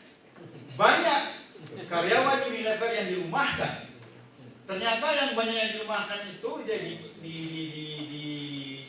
PHK karena Unilever sudah bangkrut. Bangkrut Unilever karena tidak boleh orang-orang Muslim membeli kan itu. Akibatnya Karyawan-karyawannya, pedagang-pedagang yang berkaitan dengan tidak bekerja. Ditanya, agamamu apa? Saya Muslim. Apa? Saya sudah berhenti dari perusahaan ini. Kan yang tersiksa tidak. Ini dampak lain ya dari fatwa MUI. Tapi solidaritas Israel mungkin lain lagi persoalannya. Solidaritas kita ke orang Palestina dan ke Israel. Tapi akibat dari boikot produk Yahudi itu fatal kepada umat Islam, dan dunia akan mati. Satu hari saja dunia diboikot umpamanya sekarang Google, dan baru terakhir umpamanya AI diboikot. Itu AI kalau diboikot hari ini banyak sistem yang mati, banyak. Wah, jadi gimana caranya supaya kita bisa jangan di demo dengan cara boikot produk Yahudi, tetapi rubahlah 200 dalam 1 juta penduduk menjadi 18.000 dalam 1 juta penduduk. Bisa nggak orang Indonesia merubah ilmuannya dari 200 orang per 1 juta penduduk menjadi 20.000 orang per 1 juta penduduk? Dengan cara itu baru kita bisa mengimbangi. Baru seimbang, tapi mereka kan lari juga kan? Ya, mereka kan tidak diam. Jadi kalau begitu hari ini, hifzul akli, ini memelihara akal saya harus dikembangkan dengan tafsiran baru. Apa itu? Belajar teknologi dengan kencang, kemudian pergi kuliah ke negeri-negeri kafir itu, ya, supaya kita bisa alih teknologi. Tapi jangan semua laula nafara min kulli berkati bulan nanti. Kalau semua ke sana, mana yang akan menghuni pintu surga nanti, yang dulu duduk di pintu surga kan? Kalau kata orang kan, kalau yang pergi ilmu-ilmu itu kan belakangan pintu surganya itu katanya. Nah, ini kan kita masih dikotomi juga pikiran kita. Kalau dosen tafsir, itu di ruang VIP surga letaknya. Tapi kalau dosen IT itu nanti di teras-teras surga saja. Kita adil juga makasihnya. Nah, jadi kalau begitu, sekarang makasihnya adalah bahwa untuk memelihara akal, bukan hanya memelihara akal di sini. Jangan dibayangkan memelihara akal yang ada di otak kita, tetapi bagaimana memelihara keilmuan yang dimiliki oleh umat Islam itu secara keseluruhan. Itu makasih yang akan dicari sekarang. Kalau umpamanya minum khamar lalu dilarang, itu terlalu kecil. Karena banyak pengganti khamar yang merusak nanti rasionalitas kita sebagai umat Islam. Makanya umat Islam hari ini kalau mau berubah, saya hanya bisa mengatakan, dan saya sedang berusaha juga menjadi bagian dari itu. Kalau mau berubah, kita rebut yang 200.000 tadi menjadi 10.000, menjadi 12.000 ya, dalam 1 juta. Karena orang Indonesia paling banyak. Makanya orang yang di UIN, yang di IAIN, yang di mana-mana, cobalah kejar menjadi ilmuwan yang yang memang mau tidak mau kita harus menggemparkan dunia. Jangan ilmuwan makasih saya terus. Jangan semuanya ilmu saya. Biarlah Pak Edi Rosman nanti yang bagian ini. Tapi kalau ada yang di bagian ekonomi silakan, ada yang di bagian IT silakan. Ya, ini kan harus direbut semua. Seperti Al-Khawarizmi merebut dunia waktu itu. Coba, Al-Khawarizmi dengan teori algoritmanya hari ini dipakai oleh dunia teknologi. Teknologi komputer itu digerakkan sekarang dengan teori logaritma. Algoritmenya yang dicetus oleh Al-Khawarizmi. Tidak bisa orang dulu membuat keseimbangan menghitung, karena orang pakai angka Romawi dulu. Sejak dipakai angka Arab 1, 2, 3, sudah ditemukan bilangan pecahan, desimal dan pecahan biasa. Itu orang bisa memecah 250/67 dibagi 25. Gampang. Bagi dulu bagian pertamanya, pindahkan kemari. Terbagi di sini, letak di sini. Nanti sumbangkan ke bawah. Itu cara menghitung manual dulu yang dilakukan oleh algoritma. Sekarang itu dipakai oleh teori rumus-rumus komputer. Ya. Komputer rumusnya sekarang logaritma, menghitung. AI itu bekerja dengan logaritma. Coba belajar. Dunia mengakui logaritma itu pencetusnya adalah algoritma. Mengapa kita tidak menjadi bagian dari itu sekarang? Nah, ini kita buka UIN sekarang kan, buka UIN. Tetapi kita masih belum berhasil mengembangkan IPTEK. Ilmuwan dalam bidang IPTEK belum. Orang masih ragu-ragu masuk IPTEK UIN. Ya, orang lebih kejar ITB, lebih kejar ke UI, lebih kejar ke BINUS dan seterusnya. Kita yang paling parah ini adalah mengembangkan ilmu agamanya juga tanggung, mengembangkan ilmu umumnya sangat jauh. Jadi oke lah, jadi UIN kejar. Kalau begitu nanti, makasih syariah. Makanya untuk para dai, untuk para ustaz, kalau soal manajemen, organisasi dan seterusnya, coba gunakan logika makasih syariah ini nanti untuk menemukan teori-teori dan rumusan dan kebijakan-kebijakan baru. Untuk menerapkan itu digunakan kaidah-kaidah fikih. Inilah makanya perlu kawaid fikih. Nah, itu panjang pula itu kajian. Tidak usah kita bahas malam ini. Biar Ustaz Dayul nanti. Cukup kita. Cuma saya ingin mengatakan pada pintu gerbang untuk menerapkan makasih syariah tadi kepada persoalan-persoalan yang banyak. Itu teorinya deduktif ya. Bertolak dari sebuah rumusan umum, lalu dilihat fenomena-fenomena yang ada. Kalau tadi kan benar, dari fenomena-fenomena yang ada ditarik satu kesimpulan. Itu namanya induktif. Tapi kalau bertolak dari sebuah teori yang sudah dirumuskan, lalu diterapkan pada setiap bagian-bagiannya, itu deduktif. Untuk menerapkan itu diperlukan kaidah-kaidah yang disusun oleh ulama bernama kawaid fiqhiyah. Kawaid itu artinya banyak kaidah. Kok perlu kaidah? Kok nggak langsung ayat saja? Nggak bisa ayat langsung. Nggak cukup ayat Al-Quran itu. Wah, ini berbahaya apa nih? Nggak cukup. Nggak cukup gimana? Nggak cukup kalau kita hanya mengandalkan teks-teks saja. Tapi teks harus dipahami dengan metoda-metoda. Apa itu metodanya? Teori makasih. Apa itu? Pakai kaidah fikih yang dirumuskan oleh para ulama. Ayat Al-Quran itu kan terbatas. Jumlahnya 6.000 lebih. Hadis juga terbatas. Sedang persoalan berkembang terus. Berarti tidak cukup. Maka harus dijadikan teori-teori yang dikembangkan ulama untuk mengembalikan. Tadi ada dua istilahnya. Yang pertama, menggali dari teks apa hukum yang keluar. Yang kedua adalah mengembalikan fenomena itu kepada teks.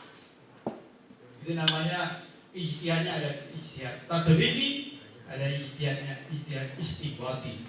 Kalau menggali hukum dari teks itu namanya ijtihad istibati, mengeluarkan hukum. Tapi kalau menghubungkan fenomena kepada teks itu namanya ijtihad tatbiki. Jadi dia bertolak dari teori deduktif dan teori induktif. Deduktif dan induktif ini sudah dipopulerkan oleh para ulama kita yang sekarang dibikin oleh para peneliti-peneliti. Saya kira demikian. Ini mukadimahnya, muka dulu pengantar, kita bisa berdiskusi ya Bapak dan Ibu. Masih. Assalamualaikum. Waalaikumsalam. Allahu Akbar takbir. Allahu Akbar. Ini memancing ada dari kita ya untuk pada ibadah. Biasa ini. Oh, boleh minum dulu. Prof. Kopi lu. Agak bakarung ya karena gitu Ustaz-ustaznya. Nanti kita lanjutkan pembahasannya dengan Ustaz Dayo, Ustaz Pamil, dan Allah Abu Karam, Dr. Haji Edi Rusman, calon profesor kita juga nih Prof. Amin. Ini pengamanan beliau adalah ketua IKADI beberapa tahun yang lalu. Mulai.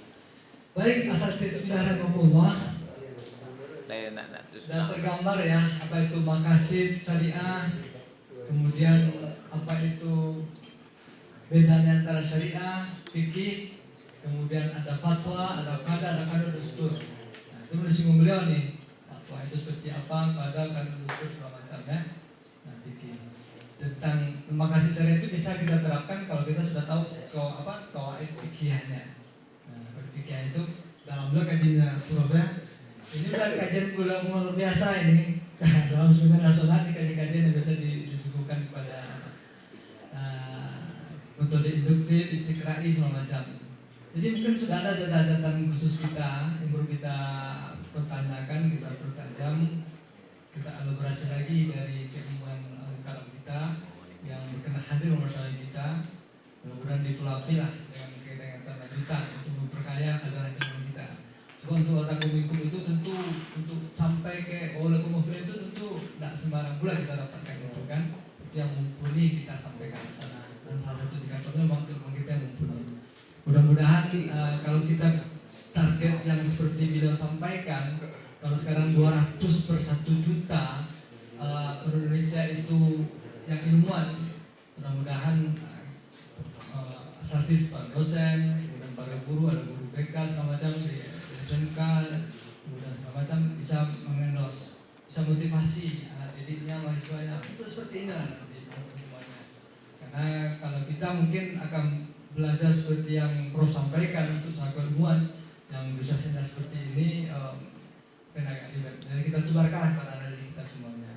Itulah Profesor Zainuddin Tanjung MA. Sekali lagi aplaus dengan takbir berbeda. Allahu Akbar. Jadi saya ingat Prof, ketika awal-awal beliau pulang dari S3 tahun 2000 waktu itu saya penyelesaian itu, beliau diminta bergandengan dengan tokoh-tokoh nasional membahas tentang urusan segala macam. Dan luar biasa, beliau mengatakan rukun Islam yang 5 itu harus ditambah dengan 1. Apa itu? Bekerja keras.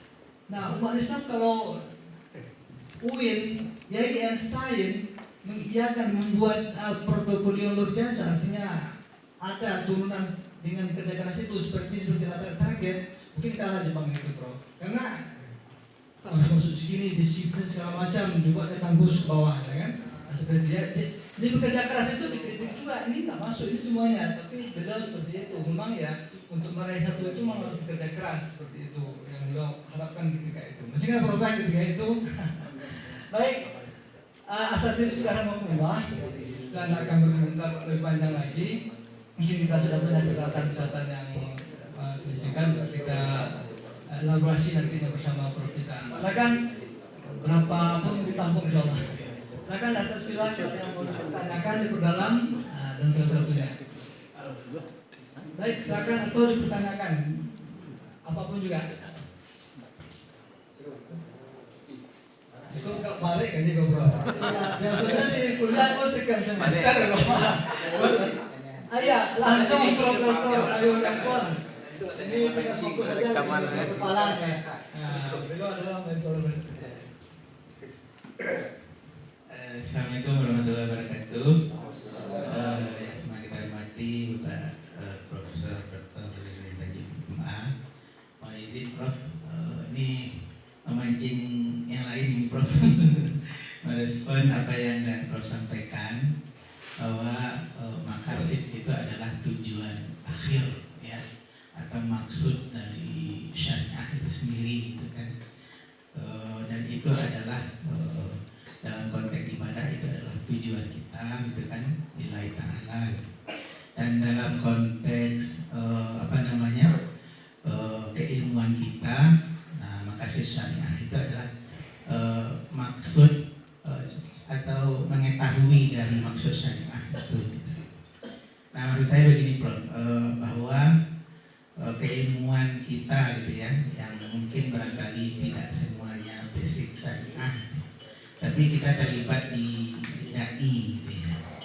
Nah bekal-bekal apa atau cara mengetahui maqasid syariah gitu, kaitannya dengan problem-problem sekarang gitu kan.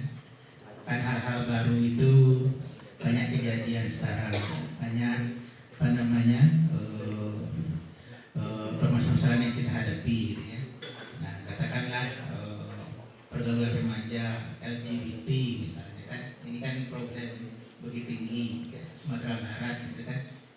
Nah, untuk kita yang tak basic syariah kadang-kadang kan menetapkan hukum itu mungkin mungkin itu hal biasa saja, atau dalam konteks membasminya gitu ya, karena itu misalnya kata Prof tadi kan ada pembagiannya di apakah daruri atau haji kasini gitu ya, kan perlu keilmuan gitu kan. Nah, bagaimana cara praktis bagi kita yang bukan basic syariah gitu ya, mengetahui bahwa ini hal ini daruri gitu ya, hal ini daruri dan ini perlu prioritas untuk memberantasnya misalnya. Nah, ini kan perlu keilmuan basic dasar gitu ya bagi dai gitu ya, sehingga hal ini bisa kita atasi nanti problem-problem yang kita hadapi di masyarakat gitu ya. Nah, secara kan memang kita butuh keilmuan ya, butuh ilmu syariah ya. Tapi ada enggak metode praktis yang Prof tahu gitu ya, yang perlu kita share pada kawan-kawan yang bukan basic syariah. Mungkin itu ya.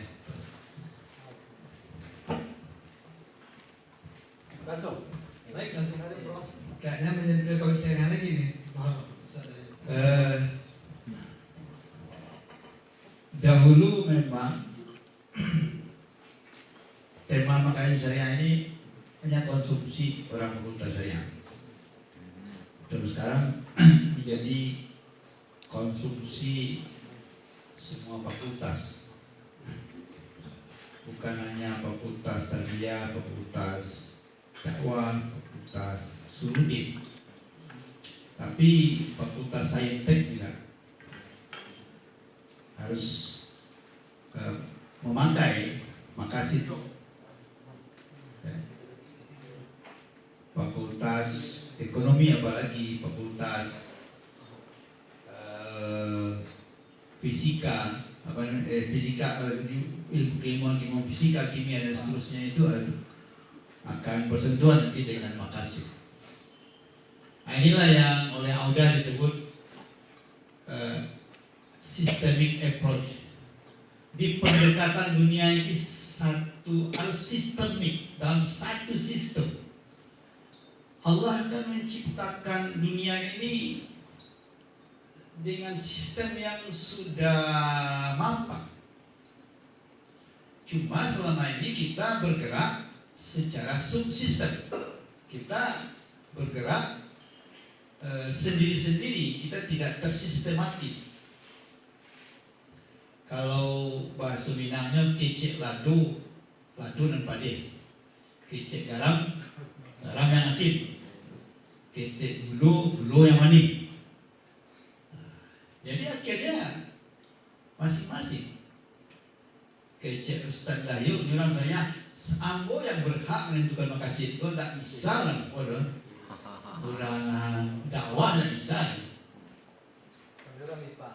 Orang IPA, orang saintek, orang kimia, fisika dan seterusnya. Coba dunia hari ini umpamanya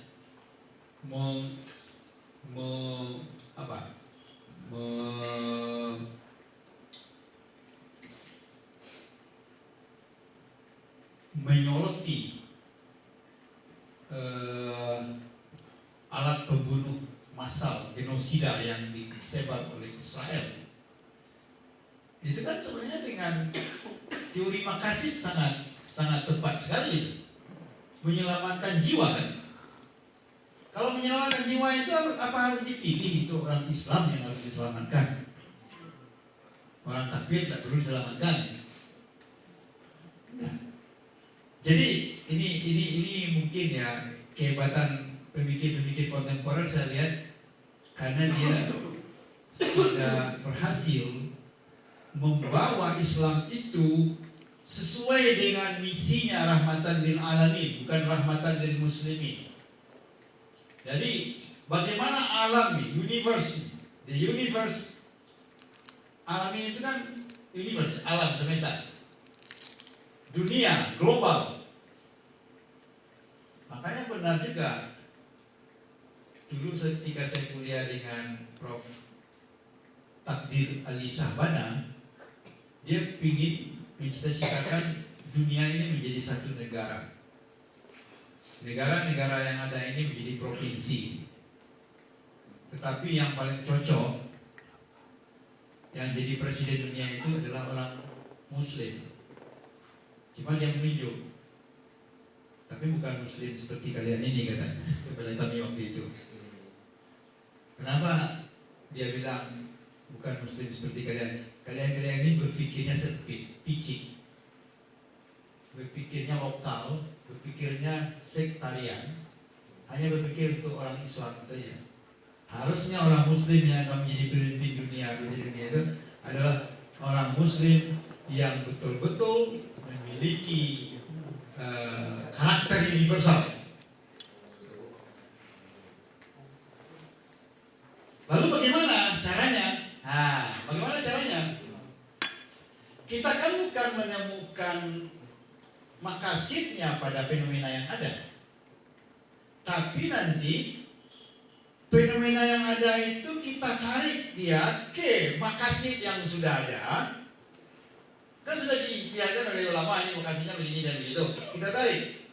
Ketika tidak tersedia makasid tertentu yang sudah dibikin oleh ulama yang dirumuskan ini, termasuk oleh yang baru, oleh Yasin Auda yang terbaru, oleh Ibnu Asur yang terbaru, andai kata itu tidak ketemu, kita coba rumuskan makasid baru dari pemahaman kita. Kita tafsir ulang. Kita tafsir ulang caranya Asatibi. Kita tafsir ulang Al-Ghazali. Kita cara pemahaman Al-Ghazali. Kita tafsir ulang cara pemahamannya Is bin Abdissalam. Kita tafsir ulang cara pemahamannya Asyatibi. Gitu caranya. Lalu apa yang harus kita lakukan? Mau tidak mau, kita harus melakukan banyak riset.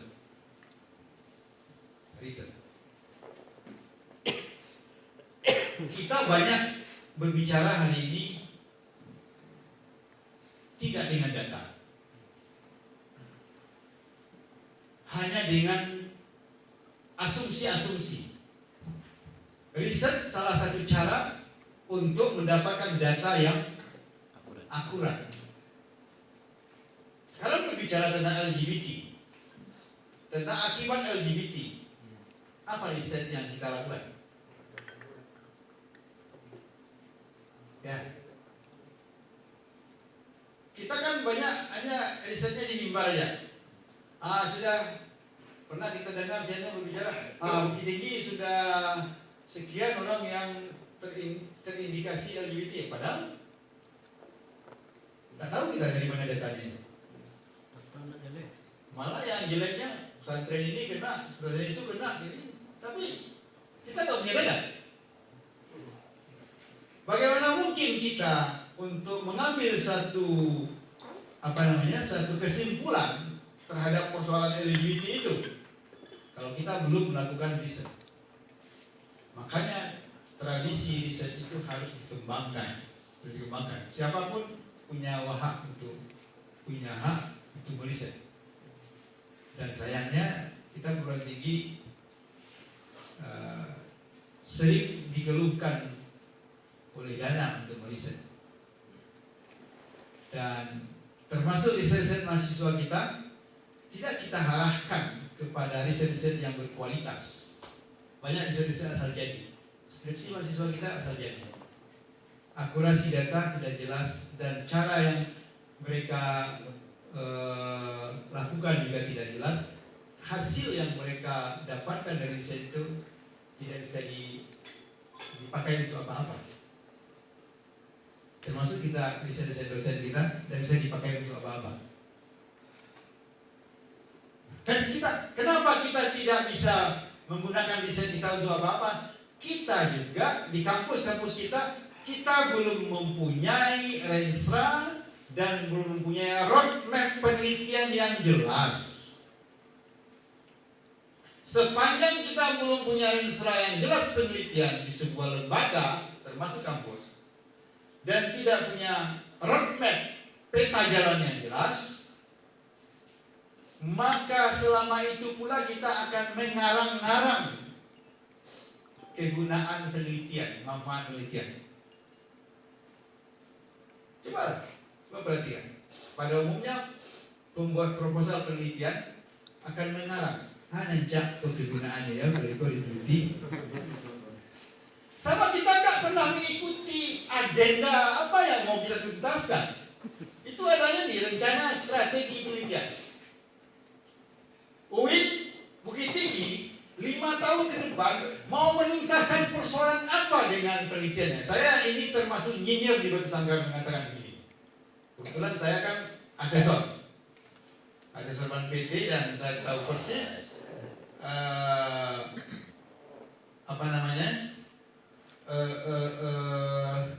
bagaimana membuat atau melihat konsep penelitian yang bagus itu. Umpamanya gini, ada satu contoh. IPB Bogor umpamanya. Dia pernah punya renstra dan roadmap. Dalam 5 tahun dia mau menuntaskan persoalan stunting di Jawa Barat. Stunting.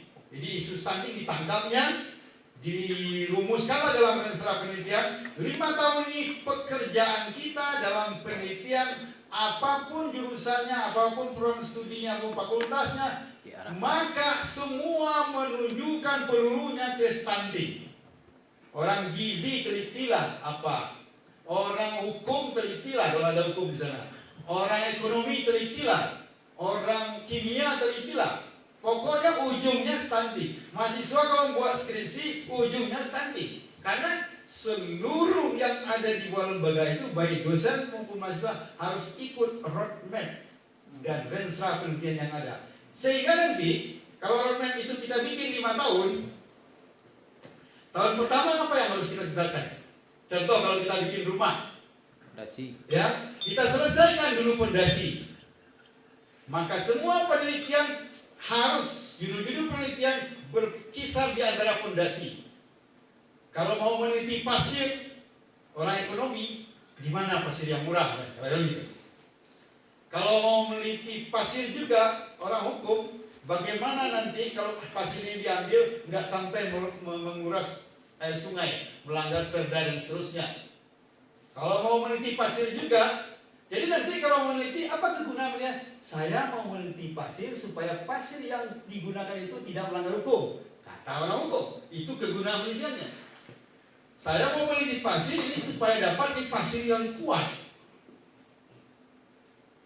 Oh, saya mau meneliti batu airnya, masih di fondasi. Saya mau meneliti rangka cakar ayamnya, masih di. Jangan dulu berbicara di dinding, karena di dinding itu bagian kedua lantai itu mungkin tahun kedua. Jadi setiap kita nanti memastikan kegunaan penelitian itu, guna penelitian saya ini adalah untuk meneliti ini supaya selesai nanti bangunan bagian fondasinya. Baru kita naik ke tahun kedua, teliti lantai. Jangan teliti dinding dulu, lantai. Tahun ketiga, bagian baran-barannya, bagian mekak ini. Tahun keempat, bagian kapnya atasnya. Tahun kelima, bagian finishingnya. Selesai 5 tahun, kita punya sebuah rumah.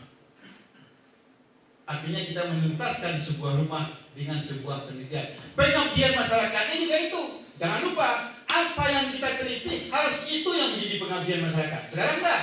Pengabdian masyarakat kita khutbah Jumat. Enggak laku itu. Saya kalau meneliti tentang apa umpamanya ya, perda tentang peraturan perundang-undangan, saya harus pengabdiannya nanti di desa membantu masyarakat untuk mewujudkan apakah itu draft nanti, draft undang-undangan membantu untuk membuat peraturan negara dan seterusnya. Apa yang kita teliti itu yang kita pengabdiankan. Contoh sederhana, kita meneliti kue, ditemukanlah nanti dalam hasil penelitian kita itu, penelitiannya R&D, membuat sebuah produk pengembangan, dapat kue yang seperti ini. Rupanya di dunia manapun belum ada kue yang seperti ini. Hasil penelitiannya, jadi uji coba. Maka saya pergi ke sebuah desa yang di lingkungan tadi. Saya ajari masyarakat membuat kue seperti hasil penelitian saya. Baru bermanfaat penelitian itu. Apa yang saya ajar, itu yang saya teliti. Apa yang saya teliti, itu yang saya lakukan di pengabdian masyarakat. Sehingga sinergilah antara pendidikan, pengajaran, dan pengabdian. Jadi dia tridharma itu tak boleh terpisah. Tetapi yang saya katakan tadi, saya di lembaga saya sendiri sekarang ingin lagi ada Rensra tapi tidak setia, ada roadmap tapi belum roadmap yang sebenarnya. Jujur, baru roadmap dan Rensra untuk menghadapi asesor datang. Saya kalau pergi AL, lihat baca roadmapnya. Karena roadmap seperti Rensra, baca Rensranya dan jelas-jelas dia mau menuntaskan apa ini dalam Rensranya. Ya kalau dulu kan dokumennya sudah ada, dokumennya ada. Tapi yang dinilai adalah apakah dosen meneliti sesuai dengan Rensra dan roadmap? Satu. Yang kedua, apakah mahasiswa juga meneliti seperti itu? Seperti yang ada di situ. Yang ketiga, apakah hasil penelitian itu dievaluasi sesuai dengan Rensra dan roadmap? Yang ketiga, yang keempat, apakah hasil evaluasi itu digunakan untuk meningkatkan? Kalau itu dilakukan, mungkinlah 2 tahun dengan 200 tadi mungkin langsung menjadi 2000 ilmuwan. Jadi ini kita yang tidak serius. Sudah itu di metodologi penelitian kita kadang-kadang ya hampir nggak mau tahu dengan metodologi. Itu kan orang kapil metodologi ya. Pokoknya waktu teliti selalu.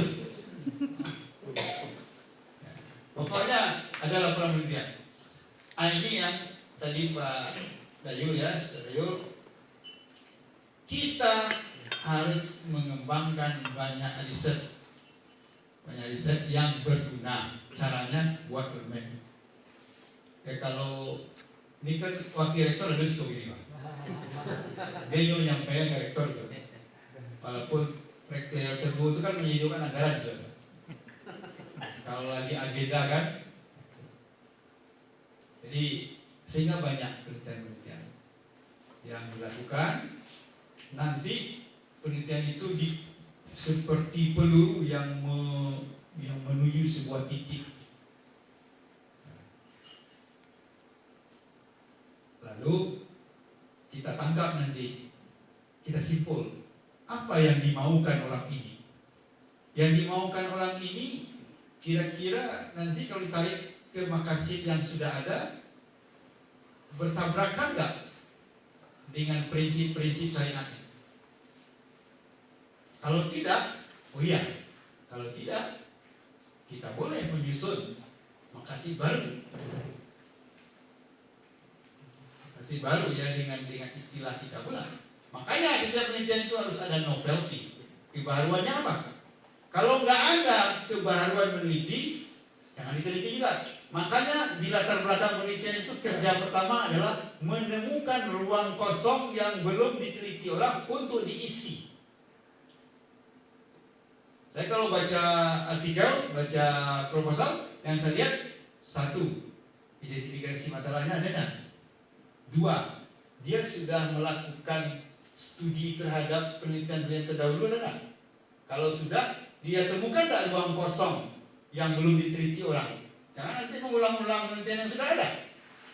Kalau sudah ada ruang kosong, lalu seperti apa novelty yang direncanakan? Itu kembali kepada apa yang mau dibuat dalam jangka panjang tadi. Jadi tradisi ilmiah ini memang mau tidak mau. Jangan nanti hanya orang perguruan tinggi yang berpikir. Ustaz-ustaz di IKADI harusnya begitu juga. Jadi meneliti itu bisa diorganisasi juga. Karena kalau di negara-negara maju itu banyak peneliti-peneliti itu dilakukan oleh lembaga-lembaga swasta, NGO, non-government ya, organization. Jadi kalau kita buat lembaga peneliti, kita bisa jual nanti. Setidak-tidaknya jualnya dalam artian kita bisa bergaining. Kalau pemerintah mengambil kebijakan, kita bersedia untuk menyediakan hasil penelitian kita. Jadi siapa saja boleh. Tidak harus orang yang harus hafal kaidah. Apalagi sekarang itu hafalan bisa dibantu oleh teknologi. Seperti saya tadi tidak hafal, tapi bisa mencari dengan teknologi gampang. Tapi jangan diabaikan pula yang lama-lama itu. Silakan. Terima kasih kepada Pak Maktruf sudah banyak mengurai dan menjelaskan. Menjadi persoalan pertama, sering kita lihat misalnya ada hasil-hasil penelitian tapi tidak bisa dilakukan karena kebijakan daripada penguasa. Jadi artinya penelitian hanya sekedar di atas kertas, tetapi hasil daripada penelitian itu tidak bisa dilakukan oleh peneliti, sebabkan saya melihat karena memang pemegang kekuasaan tidak memberikan kesempatan. Tentu banyak hal kalau kita sebut misalnya baik itu dari lokal, bahkan nasional, bahkan internasional, tidak mampu. Misalnya ketika contoh saja sekarang sudah semua orang mengeluarkan teori itu genosida, tak satu pun bisa menghentikan. Untuk suatu contoh di Islam itu kan sudah lebih dari segala macam penelitian itu. Jadi kita menginginkan bagaimana penelitian ini memang menjadi sebagai rujukan. Ini mungkin di sebahagian daripada instansi atau boleh juga pemerintahan belum memberikan porsi yang besar. Jadi kalau memang penelitian itu lebih kepada penelitian yang memperluan daripada pengembangan untuk menghasilkan ekonomi, tapi kalau untuk bagaimana kita hubungkan ke demokrasi syariah itu belum. Misalnya hifzu nafs misalnya, bagaimana Islam ini adalah menghentikan kekejaman, menghentikan kematian, tetapi pemerintah belum memberikan kesempatan kepada pidana Islam misalnya. Kan sudah jelas pidana Islam itu akan menghentikan, tapi pemerintah lebih banyak teorinya dan tidak memperhatikan apa yang dikatakan oleh ulama. Jadi itu banyak. Juga masalah riba kan sudah jelas, sebagai disampaikan oleh Pak Prof tadi, tidak akan hifzul ilman, tapi kenapa masih saja dilakukan? Bahkan di Universitas Islam yang kita ketahui masih saja berhubungan dengan bank-bank komersial yang juga menjadi gunjingan bagi masyarakat. Misalnya kita ada syariah, tapi muamalahnya tidak muamalah syariah. Jadi itulah contoh-contoh yang kita lihat di tengah masyarakat. Jadi inilah sebagai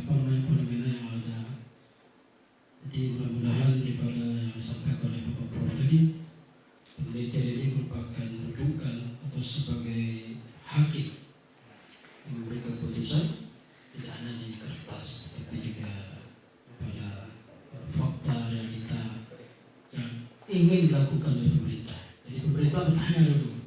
Nah, ini yang kurang. Pemerintah bertanya kepada para pakar, tapi tidak semuanya. Jadi hubungan satu sama lainnya belum harmonis. Jadi itu saja Pak. Assalamualaikum warahmatullahi wabarakatuh. Waalaikumsalam. Ya. Saya mengambil contoh yang agak global ya.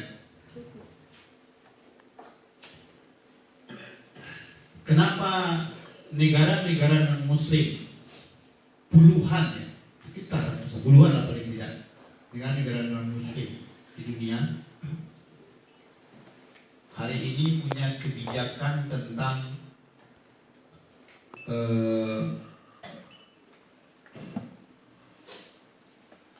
halal, ya. Sertifikat halal. Jepang punya lembaga yang mengeluarkan sertifikat halal. Cina punya lembaga yang mengeluarkan sertifikat halal. Malaysia apalagi? Amerika punya, Inggris punya, negara-negara di Eropa itu banyak, puluhan mereka itu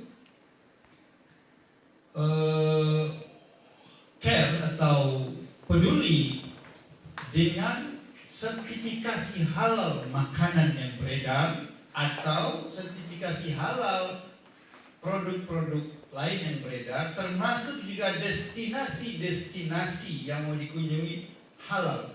Sehingga sekarang teknologi halal itu sudah sangat canggih dan berkembang. Sudah sangat canggih teknologi halal itu. Kalau ragu di Singapura umpamanya dengan restoran halal di mana, tinggal download di Play Store, cari apa itu, nanti search di situ akan ditujukan ke restoran halal.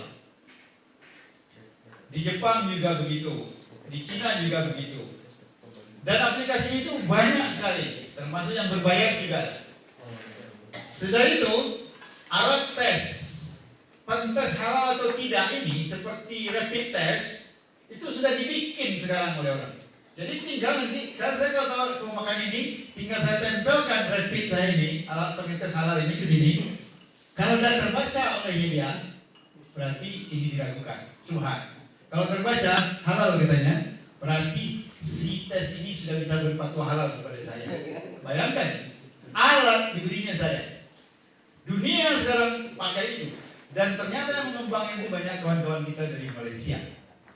Kita sudah dari tahun 2014 punya undang-undang produk halal, baru tahun 2019 dikeluarkan PP-nya, tahun 2022 baru lahir BPJPH di bawah Kementerian Agama, sekarang ditarik di bawah Presiden. Pertanyaan saya tadi, kenapa negara-negara yang tidak berpenduduk Muslim itu punya kepedulian halal, ya? Bukan karena dia ingin terhindar dari masuk neraka. Nah itu dia tujuan. Dia tidak menghindar untuk dari masuk neraka. Bisnis. Tetapi itu bisnis itu yang kedua, yang ketiga, yang dia tahu itu ternyata kriteria halal yang dimiliki oleh ajaran Islam itu sangat cocok dengan standar hidup orang-orang modern hari ini. Jadi orang kalau mau hidup di dunia modern hari ini, kalau mau sehat, mau selamat, mau aman, maka pakailah standar-standar halal yang dirumuskan dari kajian-kajian keislaman. Jadi kalau kita mau membuat kriteria-kriteria itu, jangan yang sektarian, jangan yang eksklusif. Harus yang dipakai, yang bisa dipakai oleh dunia. Kita kadang-kadang kan berpikir halal itu untuk orang Islam saja. Tetapi ternyata orang sudah sekarang dielaborasi. Umpamanya sistem penyembelihan. Ya, sistem penyembelihan yang secara syariat itu ternyata diteliti oleh lembaga-lembaga penelitian, ternyata sistem penyembelihan yang dimiliki adalah penyembelihan yang paling sehat di dunia daripada sistem kecut yang pakai setrum. Itu akan membuat hewan tersebut mati seketika, dan itu sudah dilarang juga oleh Al-Quran. Jangan memakan hewan yang tercekik, hewan yang terjepit, lalu gitu kan, al-munkhaniqatu dan seterusnya itu, ya. Kalau yang begitu-begitu nanti matinya terkejut, maka darahnya itu menjadi hilang di dalam tubuh, di dalam tubuhnya, tidak jelas mengalirnya kemana, dan darah itu sumber penyakit. Jadi ketika darah tidak keluar, maka daging itu akan rentan dengan berbagai macam penyakit. Jadi ketika itu dikeluarkan, dielaborasi oleh peneliti-peneliti, orang melihat, oh kalau begini ini yang kami inginkan menjadi standar hidup sehat di negara, di dunia modern hari ini.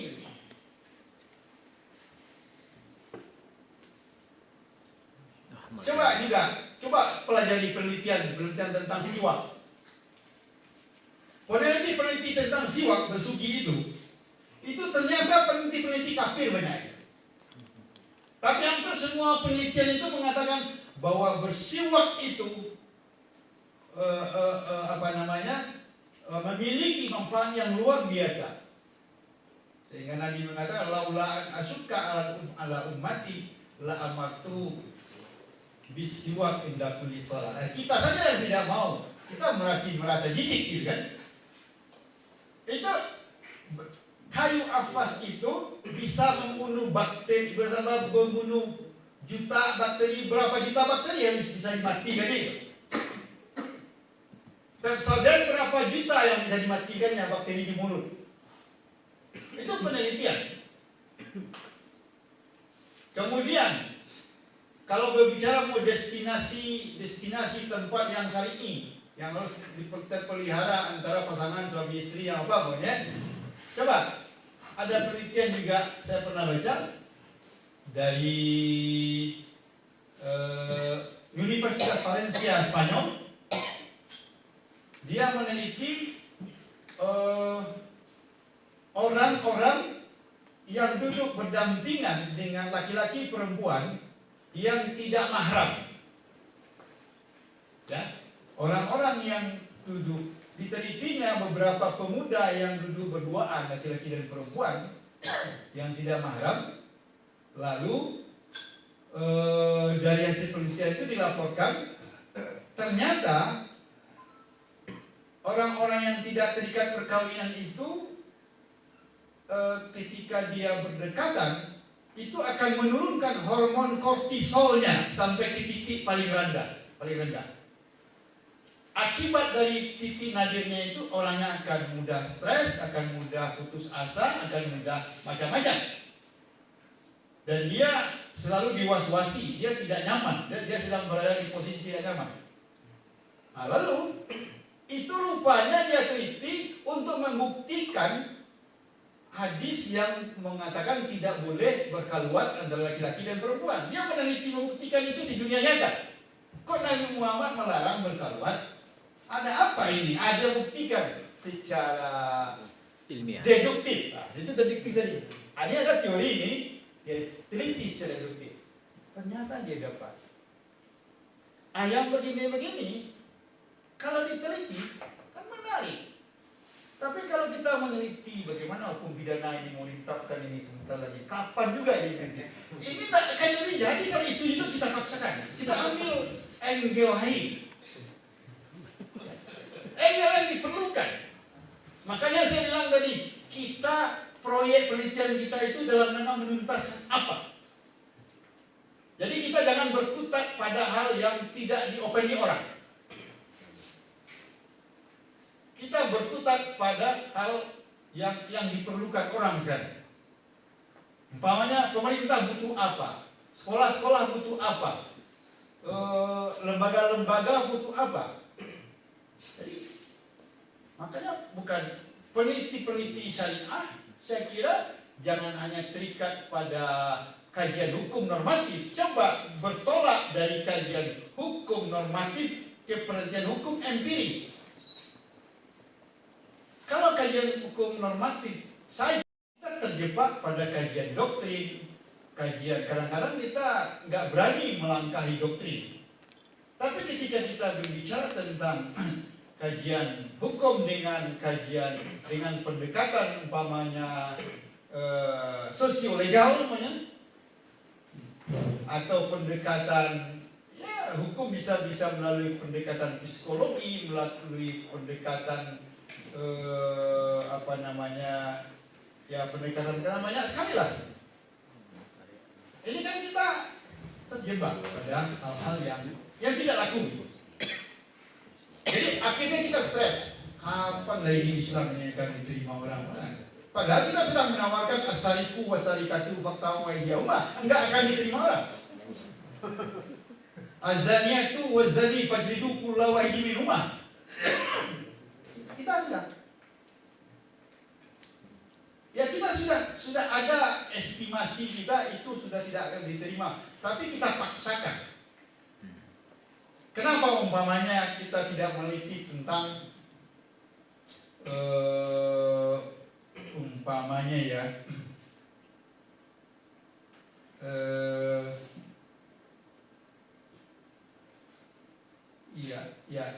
apakah pada persoalan penelitian kimiawi, kemudian fisika, penelitian apa? Yang fisika kimia itu nanti bisa meyakinkan orang, ya bisa meyakinkan orang-orang beragama, wah ini masuk ini gitu. Orang-orang akan, ya gimana deh ya, orang masih melihat sekarang kalau kita pendekatan atau kita menyampaikan doktrin-doktrin itu orang cenderung antipati. Jangan pendekatan doktrinal, jangan pendekatan. Basuhlah ke pendekatannya filosofi, sudah itu realistis, masuk akal. Data. Data tadi, kalau sudah data berbicara. Sekarang umpamanya, saya sedang merancang juga ini, tapi gimana ini? Belum final. MBG, makan bergizi gratis. Sudah ada nggak pembicaraan yang intens MBG ini dalam kacamata syar'inya? Sudah ada nggak dapur MBG yang punya sertifikat halal gitu? Semuanya bicara gizi kan? Gizi dalam artian gizi gitu.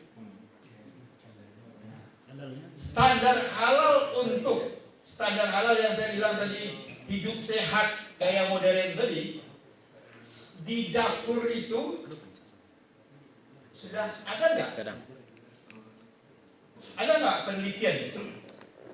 Komplainnya Makanya saya harus ada penelitian kolaboratif antara orang gizi, orang orang syariah, ya. Kajiannya itu. Jadi kita tidak pendekatan doktrinal. Kalau sudah nyata-nyata hasil penelitian kita umpamanya ditemukan bakteri 750 juta bakteri terdapat pada makanan yang sudah sekian jam di situ, atau terhadap sayur.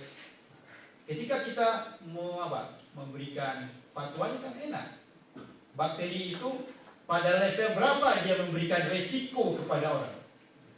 Kalau kita makan ini kok nggak mencret, ya berarti bakteri-bakterinya memang bisa dibunuh oleh bakteri yang ada di badan kita. Tapi ada bakterinya nanti yang tidak bisa dilawan.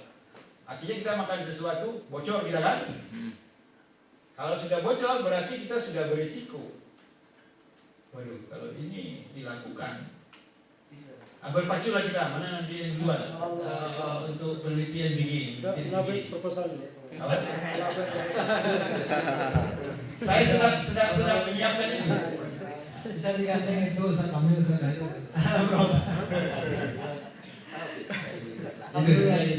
Agaknya tidak cukup waktu ya bersama Prof Gita ya. Mungkin satu bisa dilanjutkan di Pulau Pia satu Garam. Agaknya pertanyaan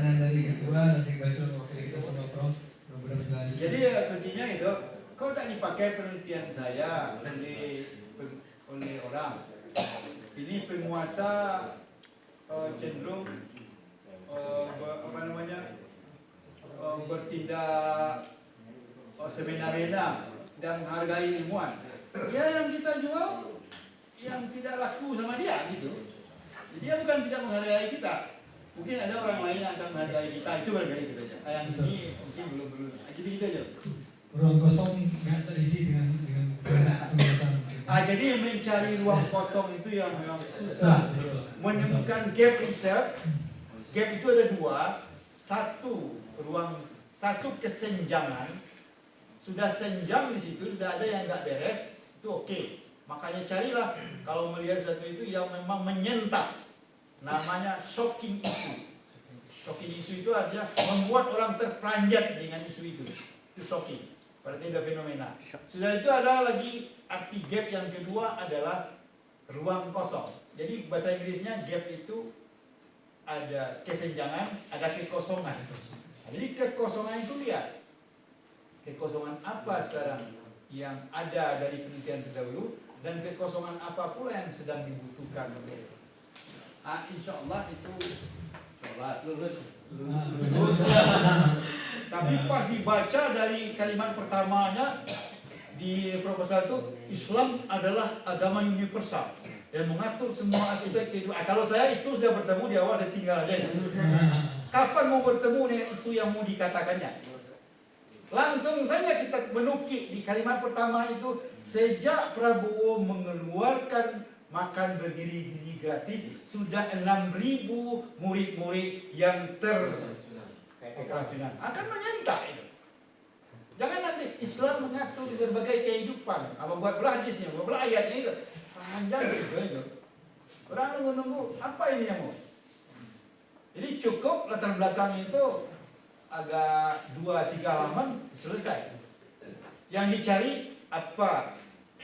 Itu tadi identifikasi masalahnya, dia misalnya apa ruang kosongnya, kemudian apa kelemahan-kelemahan penelitian terdahulu, kemudian yang paling penting itu apa pentingnya kita meneliti ini. Nah, ini perlu dikatakan.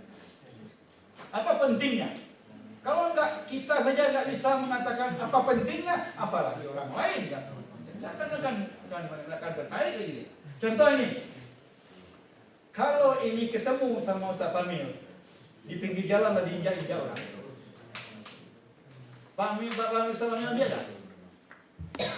Tidak ya. Botol-botol ini kemasan ini diinjak-injak orang enggak? Kenapa? Bagi Ustaz Famil enggak penting. Tapi kalau ini bertemu sama pemulung, ya, kalau Ustaz Famil tidak bisa mengatakan betapa pentingnya ini, tapi kalau pemulung dia bisa mengatakan betapa pentingnya ini. Ini menyangkut hidup mati saya ini. Penting kan? Makan tak makan anak saya ini, inilah dia. Sekolah atau tidak sekolah anak saya, inilah. Jadi kita katakan itu penting. Kita katakan itu penting. Jadi ketika kita katakan penting, ya orang lain melihat. Akhirnya pemulung yang mengatakan ini penting, Pak Wali Kota juga tertarik ya kalau begitu. Kita dukung ini pemulung ini kan gitu. Alhamdulillah, amin. Aplaus buat narasumber kita. Oh, Akbar. Kayaknya warik kita udah mencatat tentang diri. Sebulan makasih sudah hadir. Alhamdulillah dengan Bapak Haji. Baik, alhamdulillah, amin. Kesimpulan dari kita masing-masing. Sekali lagi, alhamdulillah buat program kita, mudah-mudahan kesempatan kita bersama lagi. Baik, itu saja kita tutup dengan doa kebetulan aja sesi ini. Subhanallah wa bihamdik, asyhadu an la ilaha illa anta. Assalamualaikum warahmatullahi wabarakatuh. Berburu untuk menjauh